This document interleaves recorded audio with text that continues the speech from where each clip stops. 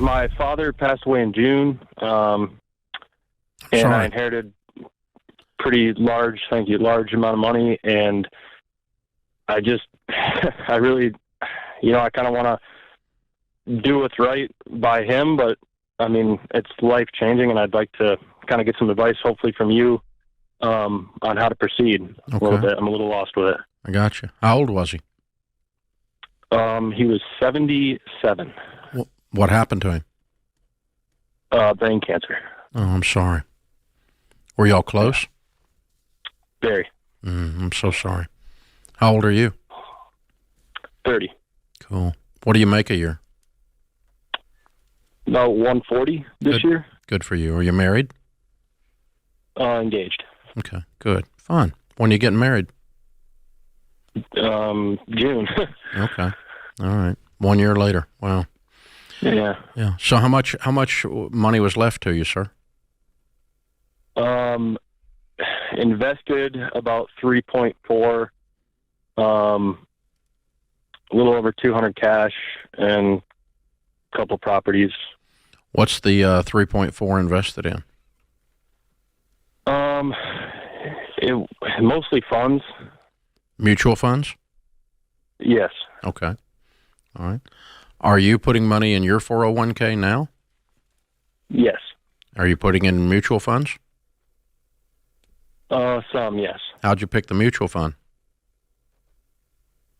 Well, originally you mean for my contribution to my own? Mm-hmm. Mm-hmm. So I kind of manage it a little bit myself, and right now it's kind of split between index funds. It's just with a Fidelity. I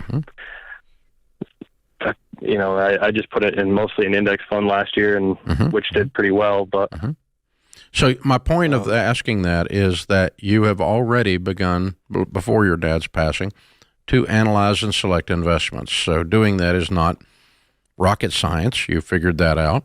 It's a couple of three numbers you can look at, and you can start to understand. And you made some decisions based on some things you read, and you went index route for, and you looked at track records, and you've already had it's not your absolute first time doing this. Agreed?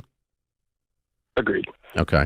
So, but we do have 3.6 million reasons to get better at it. Yeah. Yeah. So here's a couple of rules, and if you'll follow these rules, you'll be okay. Number one rule: never put money in something you don't understand. I don't care if George Camel said to do it. I don't care if Dave Ramsey said to do it. I don't care if a guy in a $1,500 suit said to do it. I don't care if a genius on TikTok said to do it. Actually, I care. Don't do that. But whatever he said, don't do that.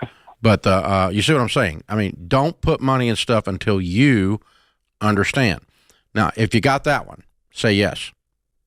Yes. Okay. That gives you great confidence then to go slow. That's number two. You don't have to make any big moves to prove that you know something that you don't know yet. Take your time till you understand.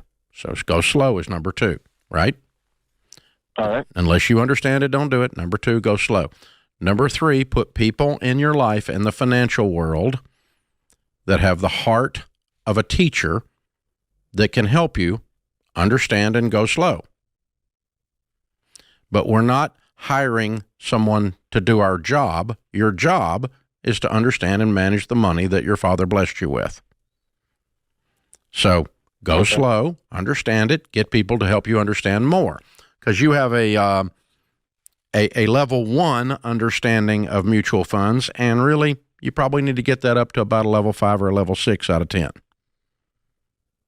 Okay. Okay, it's probably not that big a deal, not that big a jump, but you do need to do a little bit of learning. George and I are going to be doing a virtual event, Investing Essentials. The tickets are $199. I'm going to give you a ticket. I want you to watch it. It's on March 3rd and 4th, okay? Okay. We're going to go into a bunch of details so we can be one of your teachers, but then you take that information and it'll help you make decisions about this portfolio. Then I want you to go to RamseySolutions.com. I want you to click on SmartVestor and find a SmartVestor Pro, a mutual fund broker, advisor in your area that we endorse that has the heart of a teacher. And I want you to interview a couple of them and pick out one you like, that you feel good about, your fiance feels good about. Take her with you. They have to pass the smell test, okay? And you have to walk out of there feeling like this person's not greedy, this person's not looking at me like a dollar bill, this person is looking at me like a young person who's a little scared, who needs to be taught. And you're hiring a financial mentor. You follow me? Yes. Their job is to teach you. Their job is not to do it for you. Do not turn this money over to someone else. God made it your responsibility, not someone else's. Okay. You can invest through someone, but they do what you say to do after they taught you, and you understand, and you go slow, and you felt good about it. Okay? That's true of your tax advisor that you need to get in your corner. That's true of a real estate person. If you've got some properties that you need to get in your corner, they have to have the heart of a teacher. Oh, and by the way, you're getting married, you need an estate plan because you're a multimillionaire. So you need an attorney in your corner that does estate planning with the heart of a teacher.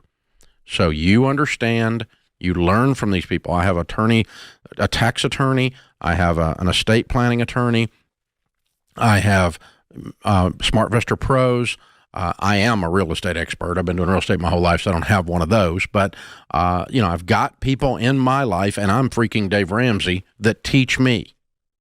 Okay? And George and Whitney do too, right, George? Absolutely. Yeah, people who live and breathe this stuff every day, and that'll help you create some confidence that you're doing the right things, to have people looking over your shoulder and helping you understand it. And so I love this plan, and really what this does is leapfrog you through the baby steps, because you never have to touch a cent of debt for the rest of your life. What a blessing. And so I love that you're taking this seriously, going, hey, I don't want to screw this up. This is a weight to carry, but it's a blessing as well. It's going to help kickstart your marriage. That might mean buying a reasonable home in cash one day. That doesn't mean you're going to have lifestyle creep and go buy a bunch of nice toys, but it does allow you to have a very different life. That's an amazing legacy your dad left. Yeah, it's very, very cool. And you honor his legacy by being responsible. Yeah, exactly. That's why I'm making this call in the first place. I was going to say, that's why you're a good guy. I knew that when you made this call. You've already honored his legacy. You already honored his memory. He's proud of you right now for just because you're saying, I don't know what to do, somebody help me. That's the spirit you approach this, but you don't go, somebody take this because I can't handle it. It's a hot potato. I'm going to pitch it to somebody else. That's what a lot of the pro athletes do, and then they retire broke after making $10 million a year, right? Yeah. Because somebody screwed them over, or some, and let me tell you this. Let me tell you, from my experience, who screws you more than con artists is enthusiastic ignoramuses that have got some great idea for your money. Your brother-in-law who wants to open a pizza place. That's an enthusiastic ignoramus. Run. Okay? There's an enthusiastic ignoramus on every corner, and they'll screw you a lot more. There's a lot more of them than there are con artists. So that's why if you understand it, you're not going to get screwed. If you take your time, you feel peace and wisdom, not erratic slashing and flashing about. Instead, you've got good people in your corner. In the multitude of counsel, there's safety, the Bible says. And that's what I did. I just built you a board of directors if you listen to me. So you're a good man, Zach. You're going to do a great job. Your dad's already proud of you. I'm proud of you. This is The Ramsey Show. Create your free every dollar budget today, the simplest way to budget for your life. Let's talk to Matt in Pittsburgh, PA. What's going on, Matt? Hey, I am 23 years old, and I am $157,000 in student loan debt. Yikes. And I just don't know how to get out of it. What'd you study, brother? I was originally engineering, but switched to biochemistry and therefore lost my academic scholarship, and now I'm this far in debt. What do you do for a living now? I work as a medical lab tech at a hospital here in Pittsburgh. What are you earning? I'm sorry? What are you earning? Take home is about $2,600 a month. Okay. Do you have any other debt? No. Okay. What's your living situation? I'm currently renting an apartment with roommate. Roommates? Okay, so what are you paying in rent every month? With utilities, $550. $550? Okay, good. Okay, good news is your rent is in a good spot. What else do you have? No car payment, nothing like that, right? No. Okay, so the good news is you don't have a lot of other expenses that are pulling away from your ability to pay this debt off. So many people find themselves, and I just kind of want to paint this picture for you because it'll make you a little bit more grateful, because so many people find themselves in this situation where it's like, hey, I have $157,000 of debt, but I'm also married with kids and a mortgage and credit card debt and car notes. So it's really hard to make that traction because all of their money is just going away every single month. The good news is you've got at least half of your income should be at your disposal. Is that fair enough? Yeah, with the minimum payments and the rent, I don't have much wiggle room, like with groceries and gas and everything. What are you spending on groceries and gas for a single guy? Groceries, I can get my bill to like $200 a month, and then gas, probably about, I want to say like $250 a month. Okay, and then does your job take out insurance and everything like that? Do you have that benefit? Yeah. Okay, so what else are you? What's another big expenditure that you have going out every month? It's just the minimum payments for the student loans. Okay, so they're all broken up. How many are there? Well, there's 4 privates and the federal loan. So I'm paying $1,212 every month towards the private loan and about $250 for the federal. Okay. Jade, the big elephant in the room here is I don't see a possible way forward with him only making $31,000 a year. Yeah, he's got to get his income up. Bro, what's your end goal here? You quit being an engineer to get a biochem degree. You're obviously a smart young man. Like, what's the goal here? Well, my problem is that I feel kind of stuck where I am in my job right now because I'd have to go get a further degree in order to move up. Yeah, that's what I mean is, like, you're better off right now going to try to get a manager's job at McDonald's or an assistant manager at Home Depot. And I know it won't have the prestige of going into a hospital and being a lab tech, but bro, you are broke. And I'm saying that because I love you. Yeah. Right? I mean, you can't eat. $200. I mean, I went to Chick-fil-A the other day and it was like $19. I mean, it's out of this world expensive to exist. You just can't do that on 31. So whatever you want to do down the road, man, I'm all for you. Once you go to med school, if that's what you want to do, or PA school or chem school, if you can get a master's in chemistry, whatever it is, I'm all for it. But right now you can't eat, dude. And that means you're going to have to break some hearts and everyone's going to be like, oh my gosh, you got these degrees and they didn't. Yeah, right now I got to go make a bunch of money. Yeah. Does that make sense? Yeah, it makes sense. You're calling us like I wish I could just be like, all right, Jade and I, we bestow it upon you. You just got to work and go earn that money, and $31,000 annually is a big math problem. That's you're digging a swimming pool with a spoon, brother. Yeah, makes sense. What would that look like? I mean, real talk, what does that look like for you? Is this just a matter of applying for different jobs? Did you kind of apply for one, you got it, and that was good enough? Well, yeah, I was applying for, because I graduated in December of 22, and I was applying for about 6 months, and I was working that entire time too. But yeah, I finally got this job in June of last year, and I've still been looking for other stuff that pays higher, but I can't. Can you work 4 hours before your shift from in shipping, and then after you get off your shift, can you work another 4 hours as an orderly I know those are two positions that are hard to find in hospitals. Or can you go over and work in the gift shop or in the, like, I'm just trying to say, I understand that draw to be in that ecosystem. You worked hard to get in there. This is what you're passionate about. It just not paying the bills. And so the other alternative is I'm going to cobble together a couple of 2 or 3 jobs inside this system. And by the way, in 5 years, when you've earned some more money and paid this stuff off, you'll know how a hospital works, right? And that will set you up for whatever you want to do next. But there's not a way that you're going to get through this without a lot of pain and a lot of sacrifice. Either going to work at McDonald's and then working at Subway at night and then loading boxes at Walmart overnight, or doing a whole bunch of jobs at the hospital. Yeah. Your goal right now should be to 3X this. Yeah, 3X. Okay.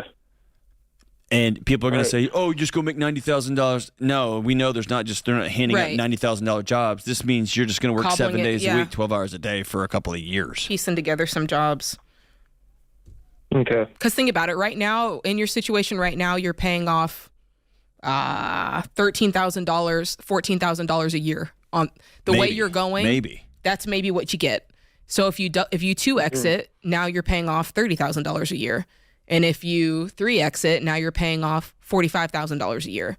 So $60,000 a year. So that's where we're getting to. And it's going to be a journey, but I think you can do this. I don't want this to mess around and take you 7 years to pay this off. Yeah. And what's annoying for you, my friend, is Jade and I both had about this much or more. And both of us worked a whole bunch of jobs, did a bunch of wild things, and missed a lot of fun times with our families and our friends for an extended number of years to get this stuff knocked out. So we've been there. We know it's the worst. It is. And it's what's got to happen. Yeah. Mm-hmm. How are you feeling? I feel like, I think sometimes people call in and they're kind of hoping that we can, pull out that big red button that kind of like gives them the free pass. Like, I don't know. I feel like we just loaded you up. How are you feeling? Yeah, it's just kind of relieving to like hear somebody else say get into another field or like go get a different job, because it's stressful to put all that time and work in and realize like this isn't going to be able to pay off anything. Listen, I think you're finding the reality in the dream that we all believed. So many of us, we went into college with that thought of, listen, my degree is going to ROI. Like, I'm going to do this thing. I'm going to go out and get a job and I'll be able to pay for it lickety split. And so many of us, you're not alone when you wake up and realize, oh my gosh, and you feel just so disenchanted by the whole system and realize this might be 4 or 5 years of your life spent kind of making up for it. And that's a very real feeling. But the hopeful part of it is you're definitely not alone. And there are millions of people who have walked through this before you, and they can verify that the pathway is clear and it actually does work. If you can get your income up, if you can get on a budget, and you can start making those payments using the debt snowball. So that's the hopeful side of this, but it doesn't make it any more easy, John. I like your idea. James, we got to get a red button, and once a year we just hit it and pay off somebody's everything. Yes! That would be awesome. That is amazing. Create your free every dollar budget today, the simplest way to budget for your life. Back before Thanksgiving, I discovered your show, and I started listening actively. And I thought, my whole setup of how I did money and business was very much off.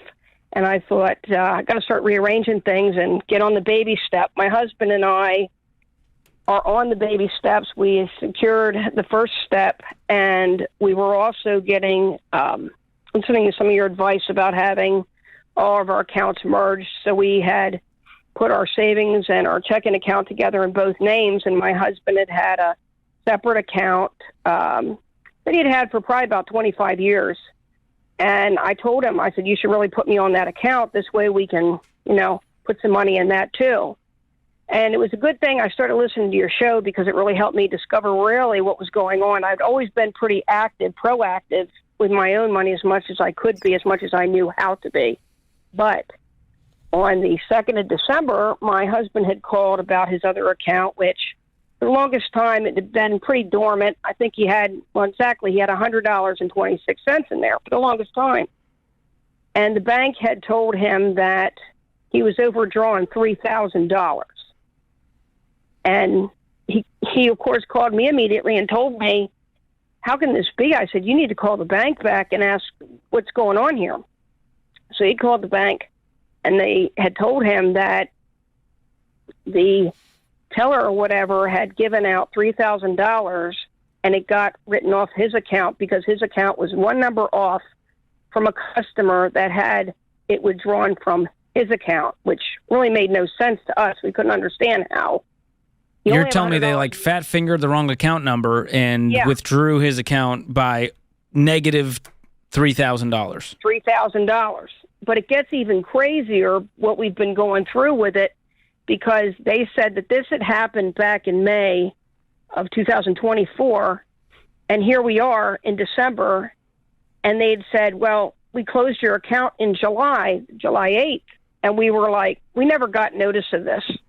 And my husband wasn't as proactive with this other account because he figured, clearly, oh, it's there. I don't have to worry about it. And I just thought, oh, no. So we'd gotten a letter from them, saying, even a copy, saying we're sorry, there was a mistake, and even showing us the teller's number and the individual's name of who got the money, but it didn't solve our problem. They said, the bank then told us they would send us a check for $100.26, which is what my husband had in the account, and he told them, I'm not doing business with you folks because this is nuts. Okay. But they had put my husband into check systems and also gave him a negative credit report across the board. And we were just like, I can't believe this is happening. And I feel like you guys have been burning too many brain calories on this. Yeah, you way take too the many. check, you dispute it on the credit report, and we move on with our life, and we never do business with this bank again. But, that's not all, though, because we got the check for $100.26. We thought, okay, it's over. We're done. They're going to fix it. That's not what happened. Then, December 19th, they sent us a check for $2,899.74. And we're like, what's going on here? And a paper saying that, you're still in check systems, you can deal with this with them. And we're like, what? So I contacted an attorney. Because if you add the $2,899.74 with $100.26, you come to $3,000. So they were still making us look like we had a black eye, my husband. Okay. So we were like, what's going on here? Talk to the bank about that? They told us, oh, no, we can come and we'll even come to your house and pick the check up. I said, I've never heard of stuff like this before. What? Is it a big bank? Is it a mom and pop? No, it's a big bank, yes. which we were just shocked by. So here's exactly what's happening. I'd be willing to bet, my truck's not very nice, but I'd be willing to bet my truck this is what's happening. They're a humongous bank. One teller either is screwing with the system, but more than likely he made a mistake, he or she made a mistake. And they doled out $3,000 to the wrong account. Fine. There's no person at a humongous bank. It's all automated. And I can almost guarantee you that whatever email address your husband signed up on that account 15 years ago or whatever, he's got emails from that bank that were automated and just cranked out. Or he got letters that he just didn't open because he knew he had $100 in that account. Everything on those big banks is automated. Even the refund check that accidentally got automated to you guys. And so, stop doing business with a big bank. That's why I like a bank. I was texting my banker today, right? I like that. I like having their cell number. And I'm an old Luddite when it comes to that kind of stuff, but I like knowing the person to call. And like George said, you guys are wasting way too many brain calories on this. You don't need to get an attorney. You need to dispute it with the credit reports. We did, and they did send them a letter, and they said they're still going to clear it with check systems, so we're waiting for that to happen. Yeah, they will. You're just dealing with a bunch of zeros and ones. You're not dealing with people. But here's the thing. I'm going to go back. Companies make mistakes. Big systems make mistakes. That's why we tell everybody to check your stuff every month. Well, we had moved, and we had given our new address, but nothing had ever come here. And the old address... Or your husband says he did. He actually changed his address with the bank. Yeah, I don't think he did.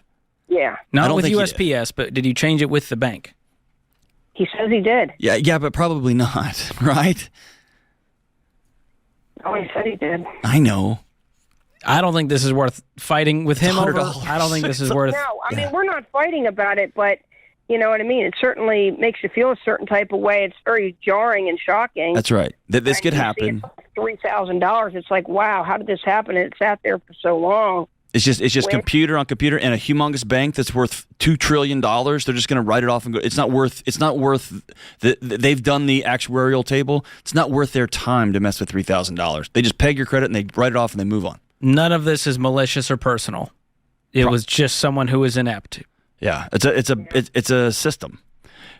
And well, I can say I'm just glad that I did tap into your show and Amen. got more proactive with checking. Good. And also, I don't let money just sit around. I want my money to have a goal and a purpose. And so if it's not your checking for bills, put it in a high-yield savings account. Okay. Have you done that yet? No, I haven't done that yet. yeah, I'm get just paid getting on it. started. Like I said before Thanksgiving, just discovered your program and just getting started. So here's the deal. You know. Can I flip this whole thing around for you? Sure. You're awesome. Thank you for saying that. You're John. I awesome. appreciate it. You started digging into some challenges, and you drank the Ramsey Kool-Aid. Welcome to our cult. We're going to hook you up with Financial Peace University. You and your husband can watch that. We're going to pay for it. And we'll hook you up with Every Dollar app that y'all can share together. And y'all can start keeping track with all of your money. So hang on the line here. We'll get you hooked up. But let's flip this whole thing around. Wow. Y'all caught a $3,000 error and the bank's trying to fix it for you. That's amazing. That's awesome. You're getting back on the right track. So I'm glad y'all started digging into this stuff because now we're on the right path. Focus on the future. Create your free Every Dollar budget today, the simplest way to budget for your life. So let's go to the phone lines where we have Dustin in Albuquerque, New Mexico. What's going on, Dustin? Hi, how's it going? Good.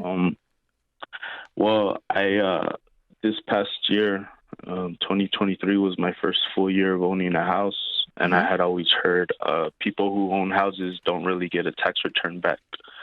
So I went to do my taxes, and sure enough, he said I was going to get like $100 back, and their fee is like just over $300.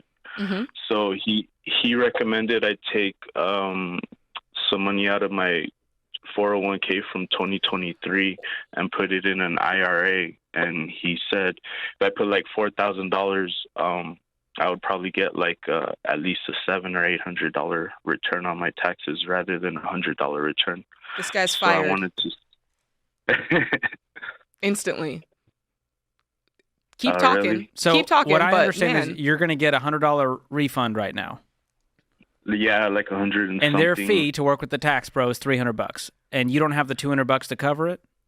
Is that the Well, problem?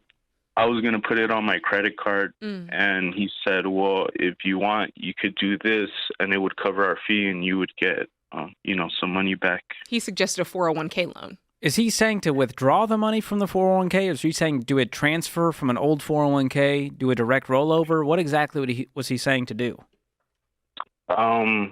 If I understood right, he wanted me to roll over like $4,000 from my 401k from Is this an old employer?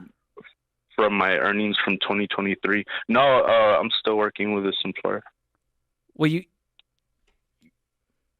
okay. You're not going to be able to do a rollover unless you leave that employer.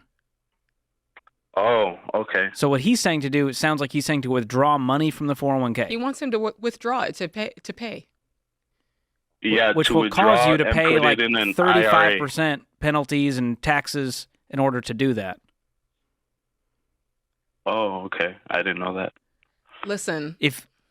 I don't trust this tax guy. First of all, he's missing a few brain cells. Here's the thing. Telling you to do this so that you can cover the $200, $300 fee you owe George, him? we can't. We're expending way too many mental calories trying to understand that this tax guy is whack. Here's the thing. Here's at the core of this. You're getting $100 back. That's great. That means you didn't overpay taxes. And, you have to pay them for their services.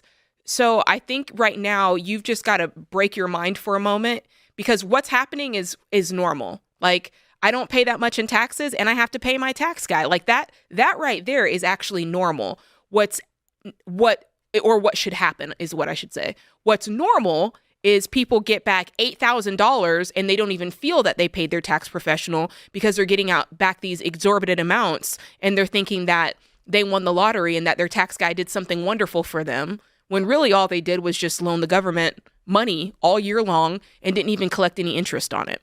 And so I kind of want to reframe your brain there and just go, listen, it's great. You didn't get a tax refund back. That just means you didn't overpay the government. You had access to all of your money all year long, which is a good thing. And now you got to pay these guys for their services. No harm, no foul. Like that's the way it should be. So when do you have to make this payment? Well, we were doing my taxes this past weekend, and he just put it on hold. Until I looked into. He told me to look into the IRA and to see if I could take money out of my 401k. But then I heard about you guys. I've never really listened to the show, but I heard about you guys, so I thought I'd call and ask. I'm so glad you did, Dustin. Truly. So here's the deal. I'm going to go. How much can I work? What can I sell in order to make $300 to pay this guy's tax fee? But then I'm done with him. And we're not taking out 401k loans to pay our tax guy for our income tax return. Okay. And I don't know if I can ask too. I've always wondered about like a Roth IRA. Should I just stick with my 401ks or should I consider moving to like a Roth? Do you have any debt? Just the house. Just your mortgage payment? No credit card debt, no car payment? Well, I have a little bit of credit card debt, like $600, but that's debt. I travel for work, so I use my credit card like to eat. And I travel for work. I use my debit card. Yeah, and that way I can't go into debt. Mm-hmm. And if they're causing you to go into debt, they need to provide you a company card for that.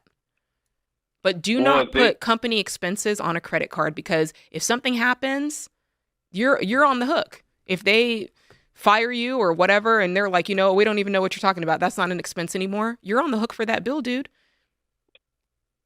Well, to be honest, I do the credit card because I can't really afford to put anything on my debit card. Like, I literally... Then they need to provide you some petty cash or some funds in order to do those things.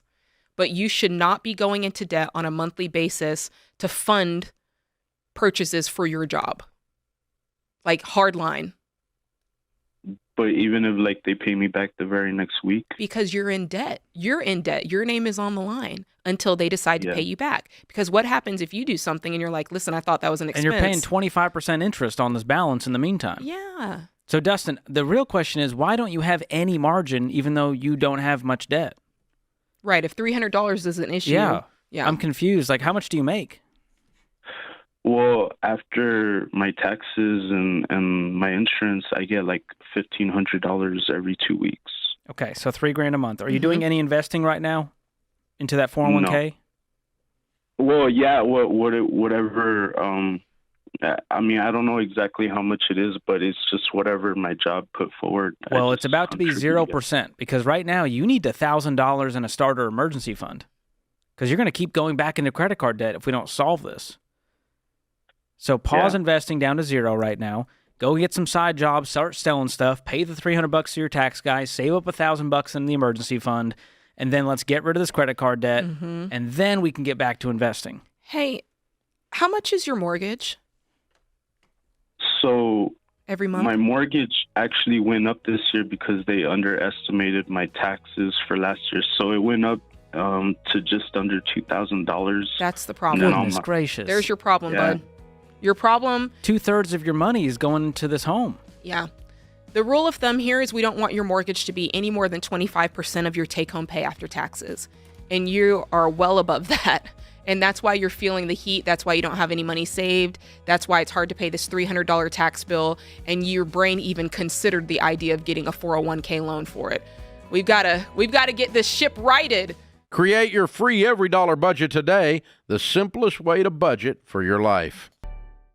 There is a myth that the best way, the only way to be successful professionally and financially is if you have a college degree. Like it's a magic ticket to a better future. Well, I think more and more people are becoming aware that that's a myth, George. And so I wrote a blog for the mothership, RamseySolutions.com. It's entitled 25 High-Paying Jobs That Don't Require a 4-year degree. And so you and I, this is a reveal. It's kind of fun for us. We chose during the break some of our favorite jobs and why in this category. Yeah. So based on our last call, I thought I'd start with one of mine. Okay, hit me. And we had Ryan on the line, and she wants to. She's in the process of is she going to decide to take a carpentry course to become a carpenter? Well, it just so happens that one of the 25 high-paying jobs that doesn't require a 4-year degree is carpenter. And the median salary, now let me explain this to some folks, because I've done social media posts, George, get crushed on TikTok because people don't pay attention. They don't understand I didn't how numbers say work. it's the income. I'm saying it's the median. And let's explain what median is, George. Tell folks at home. Median means middle. Middle. So if you take the high, not average, by the way, middle. So if you take the high across the country, all 50 states, and you take the low, this is the median, the middle of the range. You learned this in third grade. You learned this in third grade. You didn't learn after that. So. Well, but people don't care on social media. They just want to hammer you. So here we go. A Nice carpenter. pun there. Thank you very much. They just want to hammer I didn't you. even, you know what? James is going to – I'm going to hear about that one later. That's perfect. I didn't even know I said that. Oh, boy. Okay. So what's the median salary for carpenter, folks? $49,500. Education needed, high school diploma, and some form of apprenticeship. So there you go. What do you got, George? I have electrician, and this one hit close to another home. trade. I just had an electrician at the house. Oh, yeah? And then I got the bill, and I went, oh, boy. Okay. Hey, he's doing well. But I'm not messing with those wires. No. Okay. And median salary for electricians, $57,000. Yeah. Education needed, diploma, apprenticeship, and there's positive job growth in that area. Okay. All right. Let's go a little more high-tech, George. What about a radiologic or MRI technologist? Oh, that's a good one. Now, this isn't going anywhere. This is healthcare, right? Like, you talk about stability, George. Also pays really well. Median salary, $63,710. What education do you need? Associate degree only. So, boy, that's budget friendly. I like that That's one. a 2-year community college. Let's go, let's go, let's go. Without the tag from med school. That's right. Leaving the old bill there. Yeah, nice. Okay, this one's personal. This one's close to home. Executive assistant was number 11 on your list. I know why. Median salary, $63,000, and education needed, high school diploma. And this is close to home because my wife is an executive assistant here at Ramsey Solutions. And if you know Ramsey Solutions and you know the crowd here, we have a huge, huge team of assistants. Yeah. And then on top of that, there's executive assistants that serve our operating board members, our senior leaders. And my wife is one of those rock star executive assistants that serves someone on our operating board that reports to Dave. And she crushes it. And so I think that's a great, great option for folks out there. Beyond the old school mentality of a secretary. This is so much more. This is a partnership with leaders to help them accomplish what they want to accomplish. They truly are the gatekeepers that make the world go round. It's basically my they're description. COOs. That's how I like to see it. All right, here's let's do a couple more real quick. Occupational therapy assistant. This is a median salary of $60,950. Only need an associate degree. And listen to this. If you're in the people business, you love taking care of others. You would call yourself a caretaker. Great job here. This is all about helping people learn and practice skills to live and work. Most of it takes place after someone has had some type of accident or elderly people who need help performing daily tasks around their homes. So a really people-centric job, good money. Yeah. Let me hit you with one more. This is a big one. Web developer.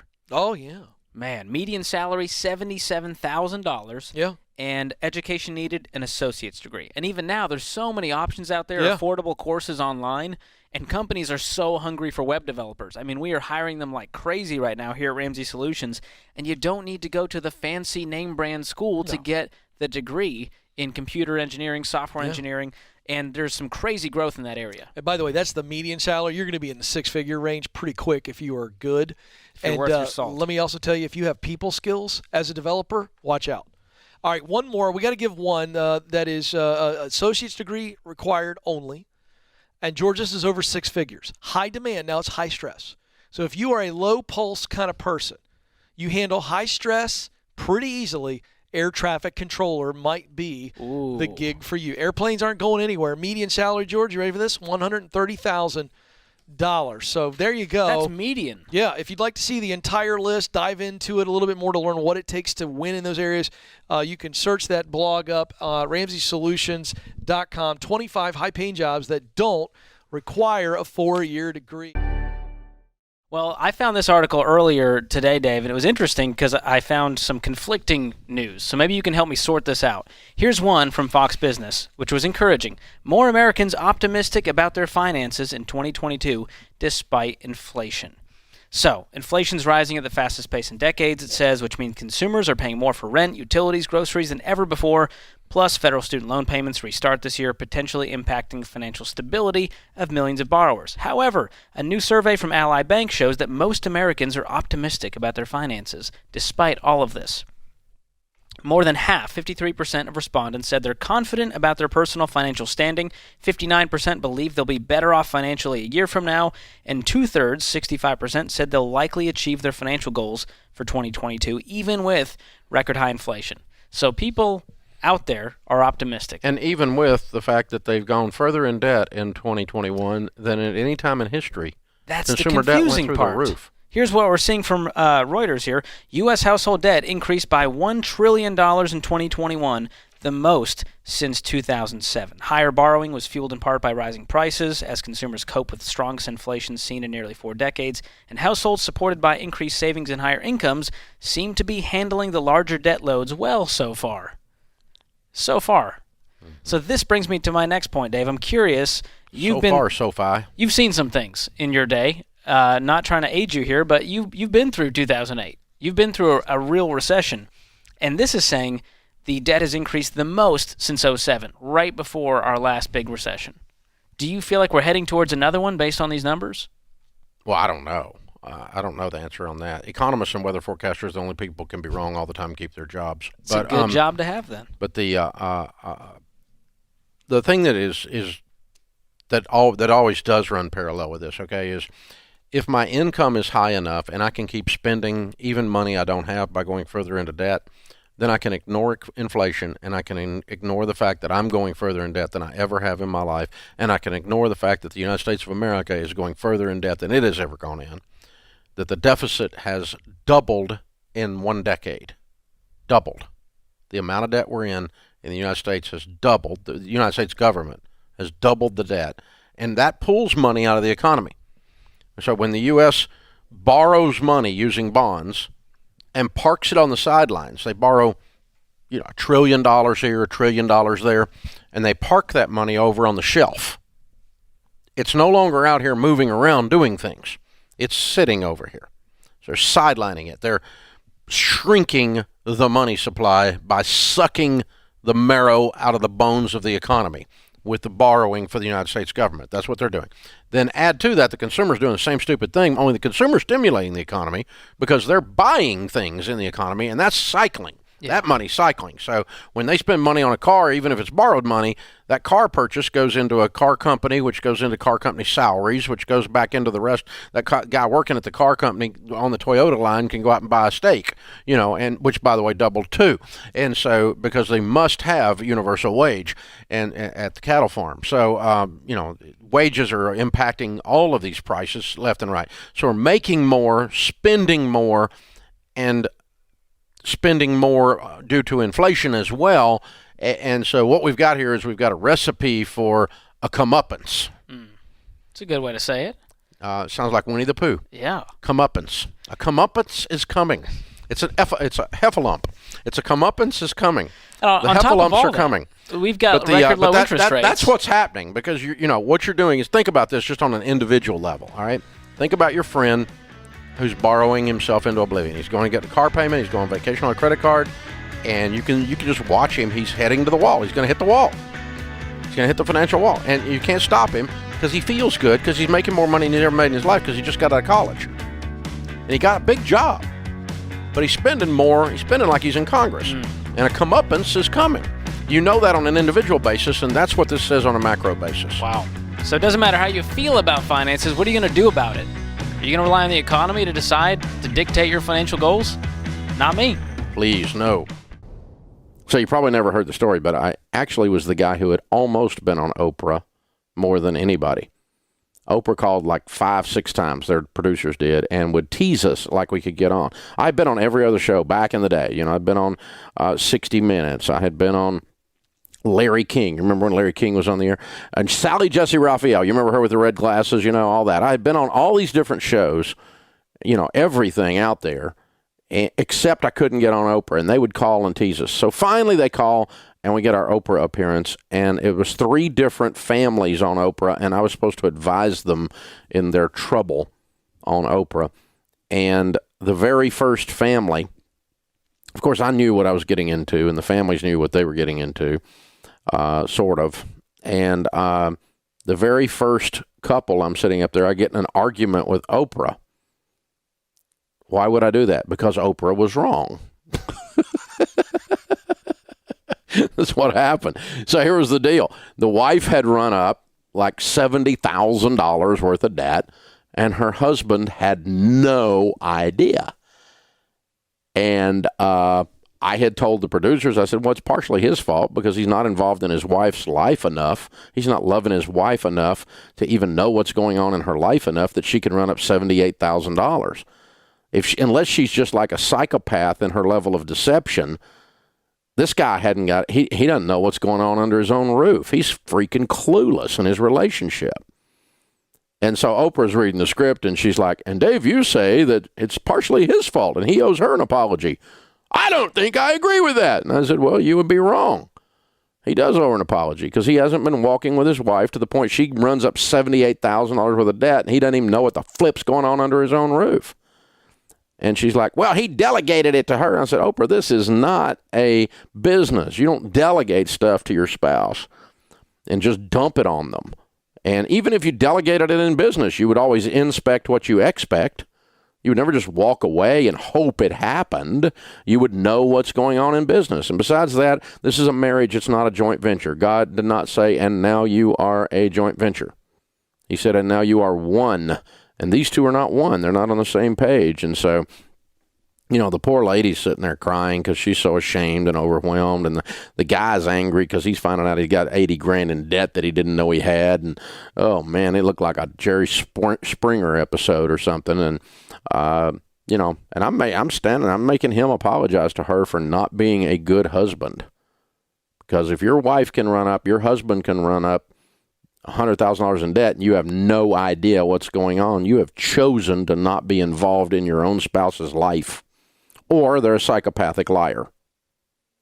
One of the two.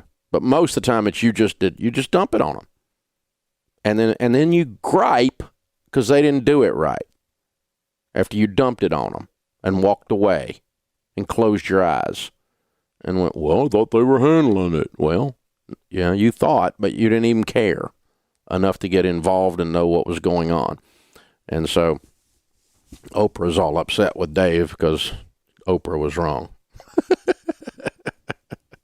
Didn't work out well the rest of the show, but we got through it. So here's the rule of thumb then. We see couples who have a good marriage, have been married 10 years or 15 years or 20 years, sit down and start doing a basic budget together where every dollar has an assignment, every dollar has a mission, every dollar has a name before the month begins, on paper, on purpose. Every month before the month begins, a unique budget. It takes about 10 minutes once you've been doing it a while. But it takes about... Guys, thanks for watching. If you enjoyed this video, click the subscribe button to get the latest content and check out these other great clips from the show. Welcome to Ramsey Solutions Break the Cycle live stream. I'm Dave Ramsey. I've been teaching this personal finance, money stuff for over 30 years, showing people how to get out of debt so that they can build wealth, change their family tree, and be outrageously generous in the process. We take calls on our show, The Ramsey Show, which is a podcast, a YouTube show, and a radio show. Now 1 billion downloads on the podcast, #1 on Apple last month.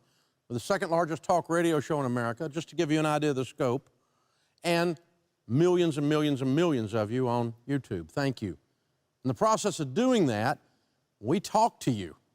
Also, Ramsey Solutions has a whole research arm, and we talk to you. We know what's on your mind. It's kind of scary out there right now. When we talk to folks, we find out that most of you are uncertain. Some of you are apathetic. Some of you have given up. Some of you are working your tail off and you can't seem to get ahead. You've got the rat in the wheel syndrome going. Some people are just plain panicked. So what does 2024 really hold? We got a crazy economy. We got inflation all over the place. We've got elections. I'd talk about nuts. And man, on top of that, we got a high interest rate environment.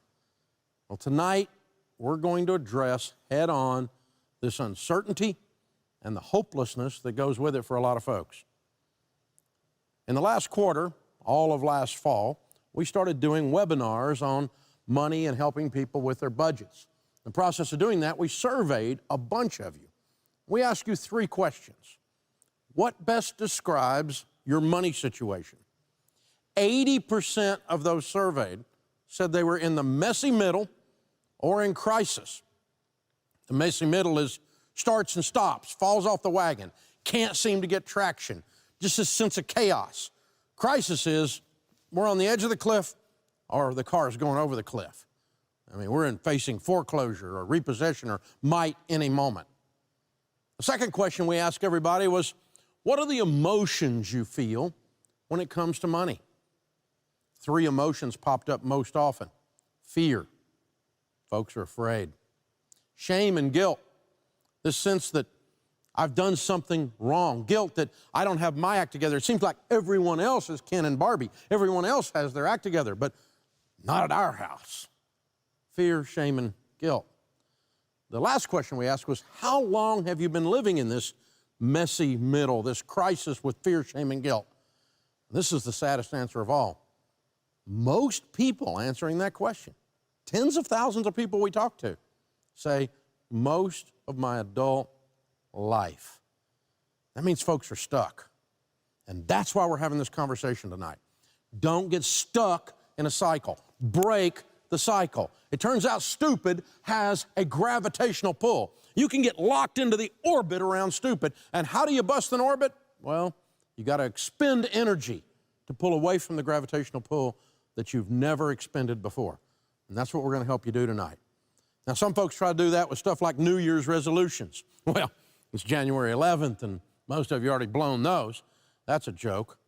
And instead, what we've found is you have to make a decision to change. Not a one-time decision, a permanent behavior shift. Back during the Fauci pandemic, like everybody else, I was facing a lot of stress, and we were trying to run our business and going crazy, and I ate every donut in a 50-mile radius, everything I could eat, and I got just plain fat. And I looked in the mirror, I thought, this is ridiculous. I've got to stop stress eating, or I'm just gonna explode like a Willy Wonka character or something, right? So I've got to stop this. And so, okay, we're gonna start watching our intake, and we're gonna change our physical activity. So I started doing that, and I put it on an app, and my little app says that 1,371 days consecutively, I have walked or ran 1 to 5 miles every single day, except for 3 days in September of 2020 when I had some kind of mystery disease and I was in the bed. I don't know what it was. So, but other than that, every morning, rain or shine, I'm out there. Because if you don't change your behaviors, you're gonna keep getting what you've been getting. You gotta have a new habit, walking, running. I gotta change something. I gotta change what I'm putting into my face all the time. Now, I still got a ways to go. I'm not like in runner shape or something, but I'm 37 pounds down because of that 1,371 days of a permanent behavior change, because I am now a person that walks every morning. 30 years of helping people get out of debt and build wealth. Personal finance is very similar. It's 80% behavior and 20% head knowledge. It turns out that the mathematics of wealth building is about the 6th grade level. You can do it. But we got to change our behaviors, and we got to change our beliefs to change our behaviors. So my question is, what's keeping you stuck? What's kept you in survival mode for so long, for so many years? I mean, possibly even decades. My whole adult life is how people answer the question. Cycles repeat and reinforce. And the only way to break a cycle is to start a new cycle, to start a new behavior to replace the old behavior. Now, over the next hour, you're going to hear from Ramsey personalities who will teach from all kinds of different angles. Tonight, you're also going to see a hands-on demonstration of the world's best budgeting app, Ours, Every Dollar. We're going to walk you through how to put that together. And we're going to give away $10,000 cash, 10 winners of $1,000 to get you started, to get you moving in the right direction. So hang with us through the whole time to see if you're one of the winners. First, we want to hear from Dr. John Deloney, Ramsey personality, mental health expert, 2 PhDs. The Dr. John Deloney Show on podcast is an absolute blowout. It's a huge success. His last 2 books have been #1 hits, including his latest one last fall, Building a Non-Anxious Life. Stress cycles devastate every area of our lives, not just our bank accounts. All right, John, take it away. Hey, thanks, Dave. Hey, listen, good folks, you made it. You made it, 2024. Every New Year's, for my friends that are watching this, y'all know, I overdo it. I'm so optimistic about New Year's. My friends make fun of me. And this year feels different. I was talking to my wife recently. I'm not feeling the optimism this year. And everybody I talk to all over the country, they're feeling it too. Everybody's got a pit in their stomach. Things don't feel right. And we can talk about it all, like Dave was talking about, from politics to the wars going on overseas, from the fact that Taylor Swift finally put some no-name football player named Travis on the map, right? But tonight, we're gonna talk about money. Between inflation, the housing market, cost of living, student loans, all of it, it's just expensive to breathe in 2024. And the money stress is real. You can't sleep. And you're snapping at your kids. You're just distant from somebody that you love, right? Everybody's anxious. Everybody wants to stop the panic attacks. Everybody just wants to go to sleep. Everybody thinks they're broken. You think you're broken. And I want to propose something you may have never considered before. I think your body's working perfectly. The discomfort and the anxiety you feel is your body's way of getting your attention and letting you know you're not safe. If your credit cards are maxed and you have no savings, if you did some napkin math and you're going to be paying off your student loans for the next 41 years, or if you can't afford to pay for a flat tire, your body would be failing you if it let you rest and relax, if it let you sleep, if it let you goof off with your friends or have a deep, connected, intimate moment with a romantic partner. Your body's just doing its job. The problem is we've created a life and a financial reality that our bodies were never designed to live in. And this isn't just sciencey nerd stuff. I know about money anxiety because I have lived it. And on the Ramsey Show, I talk about mental health and marriage and relationships. I get it. I usually don't talk about my personal finance challenges. This is a vulnerable side of me, if you will. But I want to give you a picture of what this looks like on the other side. My wife and I didn't come from much. My dad was a minister and a police officer. My wife's parents were teachers, and they all worked really, really hard. When we got married, I wanted us to have no money stress. I wanted me and my wife to have no money stress. I want you to hear me say that. And I tried to solve it by earning a lot and borrowing a lot. We took out massive student loans to get degrees that would land us fancy jobs with fancy titles. We bought a house that we couldn't afford. We had cars that we couldn't afford. And I remember my wife being asleep. And I remember my kid being asleep. And I remember being wide awake. And I couldn't exhale. And I remember the shame because I had all the answer. I had all these graduate degrees. I was responsible for millions of dollars in my job. And I couldn't keep my household budget together. And I remember the guilt. I kept buying things all the time, spending money I didn't have, robbing Peter to pay Paul. My marriage suffered, my parenting suffered, my work suffered. And hear me out. My story is your story. We're in this together. I'm you and you're me. I know how it feels. And it doesn't have to be like this. Yes, sometimes I still get scared. I still feel guilty sometimes. Shame still hovers around, but I'm not anxious anymore. I don't have panic attacks anymore. I'm not at war with my body anymore. Now I often fall asleep way before my wife does.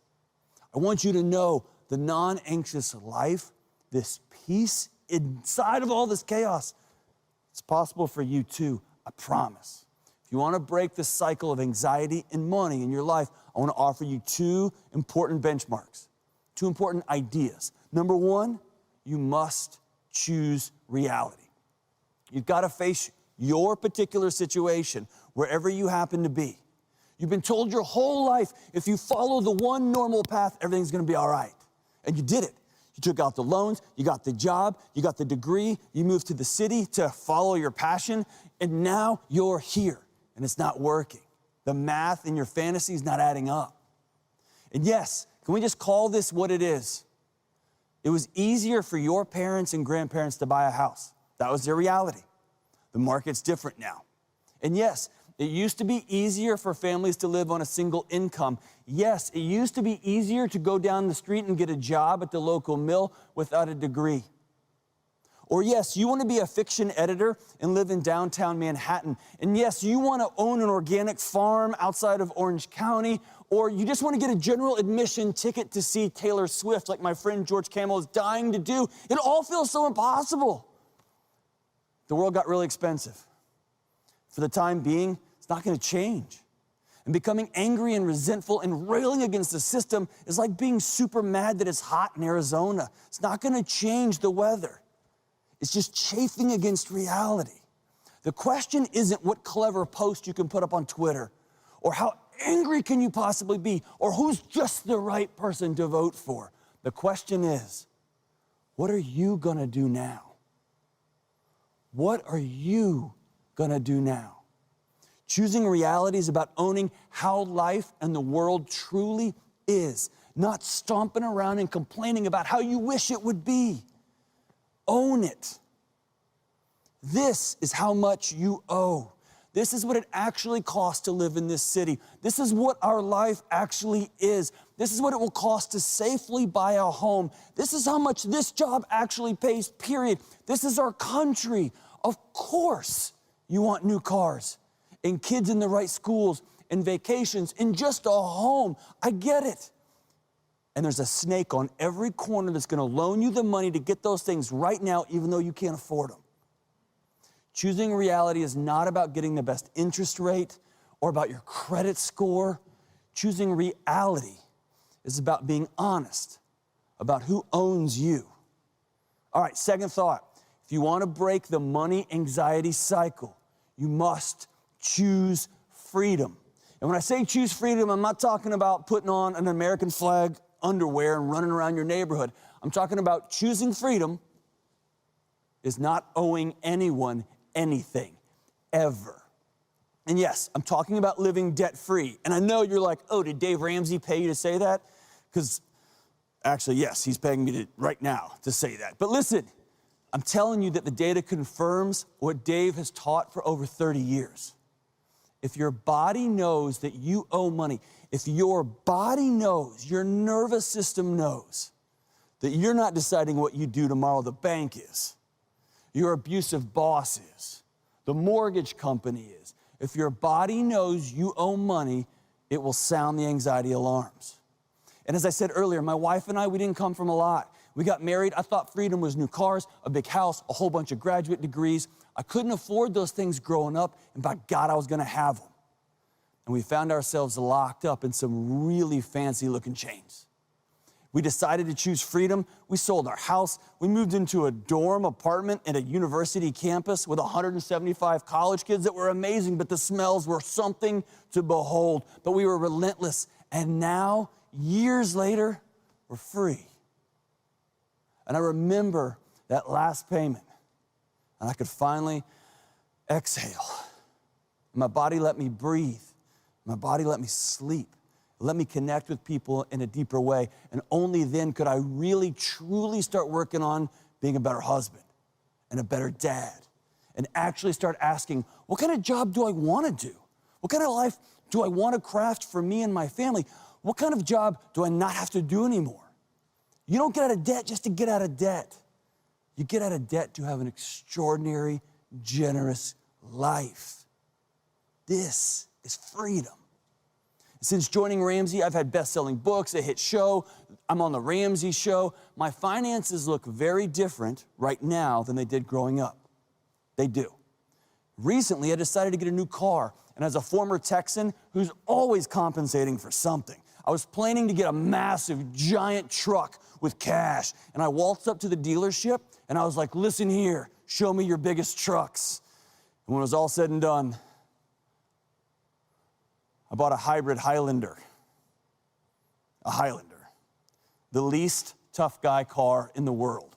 It's good for hauling groceries and soccer balls and the spare running shoe. I wanted a Tundra so bad, and I had the cash for it, but it wasn't right for me and my family right now. So I got an amazing, reliable car. And it's not gonna impress any of my hunting buddies, but my wife likes me, my kids like me, so I don't care. This is freedom. Now listen, that may not be what freedom looks like for you when it comes to cars. Jade Warshaw, she has an amazing Cadillac. Rachel Cruz has an awesome Tesla. George Camel also has a Tesla, right? And for Rachel and George, Tesla's battery-powered cars, that's what freedom looks like. Except for, hey, real quick, check this out. See this? See this? See that? You know who that is? That's me. That's me pushing George Camel's Tesla down the highway because he forgot to put AA batteries or whatever you have to put in those things to make them run or whatever. But maybe freedom for you is having a car that your buddy will push down the highway for you. Me and George are just going to a punk rock show. Is there anything less punk rock than two dudes in a Tesla that won't run? Listen, freedom is what you and your family decide it is. But it's not about buying stuff. It's about creating a relationship with money and with purchases that prioritizes peace. You can drive a Corolla and have an extraordinary life. And I know this because I've done it. Imagine this with me. What would it feel like to not owe anyone anything? Air conditioner goes out, ugh, that's annoying. It's not catastrophic. The price of meat and eggs skyrockets again. It's not something to weep about, it's just something to complain about. Your abusive boss crosses that line and you just smile, bye Felicia, I'm out, I'm leaving. This is freedom. This is peace. And listen, you are worth this freedom. You're worth being well. And this life is not a pipe dream. It's possible for you. And it took me and my wife years, but it's possible to choose reality, to choose freedom, to do the hard work, and it will be hard. But you're worth it. And we'll be cheering you on every step of the way. And to keep us rolling, I'm gonna welcome back a man who only drives gas-powered vehicles, Dave Ramsey. No batteries for me, John, that's right. Hey, you can see why John's show is so popular and why things are going so well for him. This latest book, Building a Non-Anxious Life, another #1 bestseller. Up next is George Camel.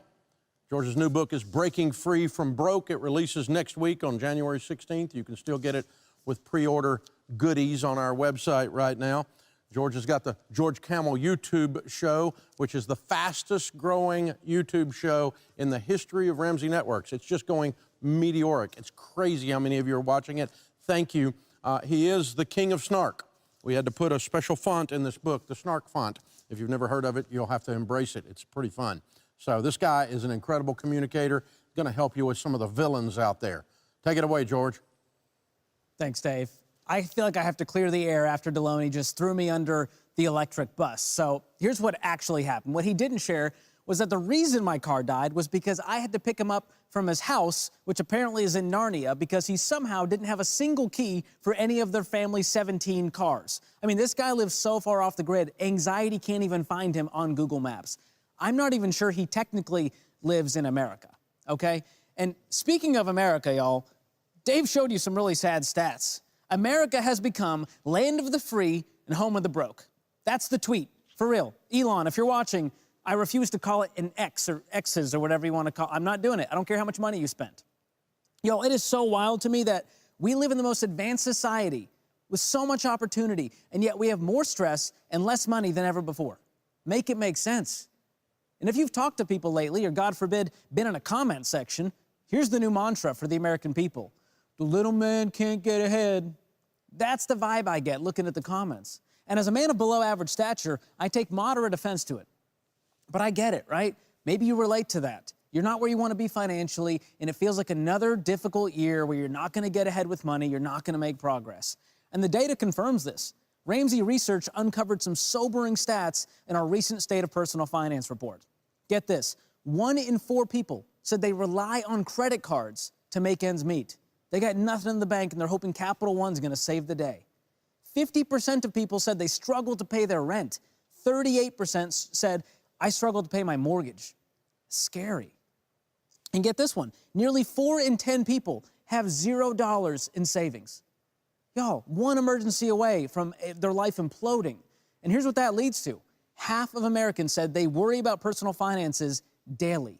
Every day they wake up, that same lump in the throat, that pit in the stomach, they get in their car, they go to the job they hate, just hoping to cover the bills. This is no way to live. That's bleak stuff. And maybe some of those stats hit close to home for you. Now, there's a whole bunch of reasons for this that we could get into, and in fact, let's do it, because I think it's kind of fun to point some fingers. I mean, we could blame inflation, which has had its largest increase in 40 years. We could blame the housing market, with home values rising almost 50% over the past decade. We could blame the cost of higher education. College tuition's out of control. It's increased by almost 400% since the 1980s. And of course, we could blame the Fed for raising interest rates, making debt more expensive and more crippling than ever. And we can't leave out the president, whatever old white man or middle-aged woman is elected in 2024, and for whatever reason you think they're going to ruin everything. You could blame Congress, who can't balance a budget to save their lives. And finally, we can't leave out the elder generations, like the baby boomers, who yell at us youngsters to get off their lawns from the comfort of a home they paid $30,000 and a bushel of raspberries for back in 1973. Gary's gonna Gary. It's just how he is. And boomers, while we're on it, we love you, but please turn the flashlight off on your smartphone. Yes, it is on right now, and I know you didn't mean to. All right, that was a lot. And all of that, honestly, was a little cathartic. I understand why people complain now. It feels really good. But where do you fit into all this mess? Because so far, it sounds like it's everyone else's problem to fix. So how did we get here, and what do we do? Well, I've got a theory for how we got here. It all started when you were a wee little lad or lass. You were never taught financial literacy in school, so you had no clue how money worked. But hey, at least you remember what year the War of 1812 happened, right? And to make matters worse, you probably grew up in a home where money wasn't talked about, or when it was talked about, it was stressful and there was money fights. And what did our parents tell us? College is a necessary path to upward mobility, so it's okay to take out student loans. It's an investment. It's good debt.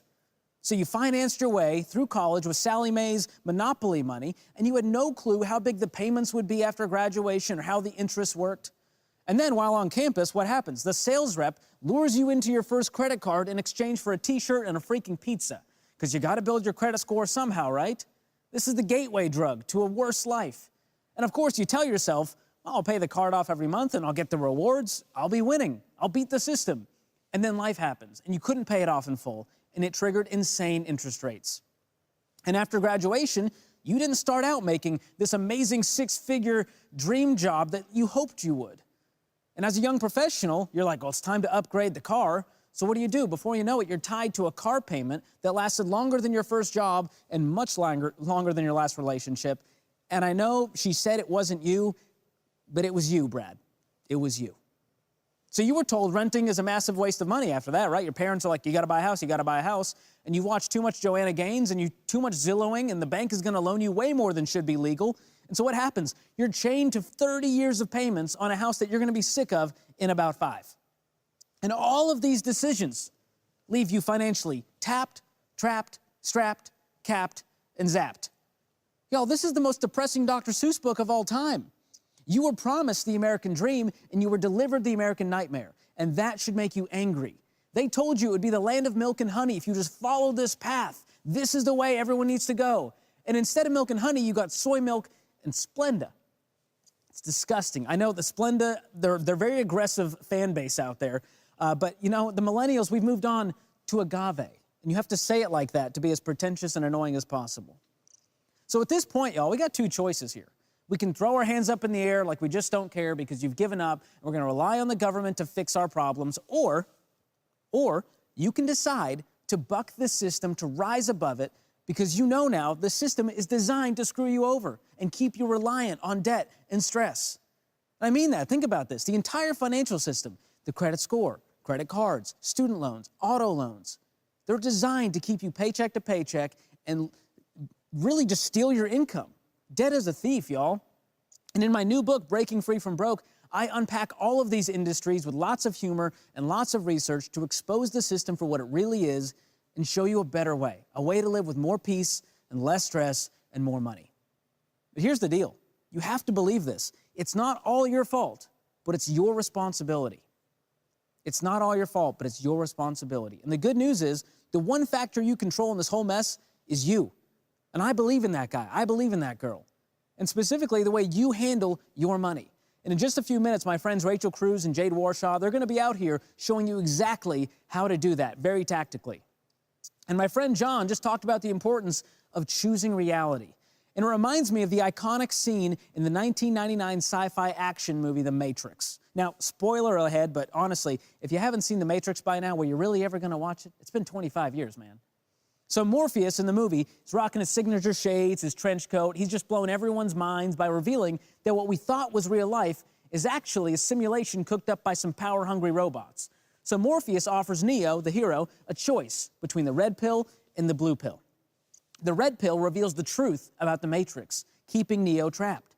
And the blue pill lets Neo continue his life in this not-so-blissful ignorance. And Neo, being the hero that he is, he chooses the red pill and he's awakened to the real world. And y'all, you have a similar choice when it comes to money and for your future.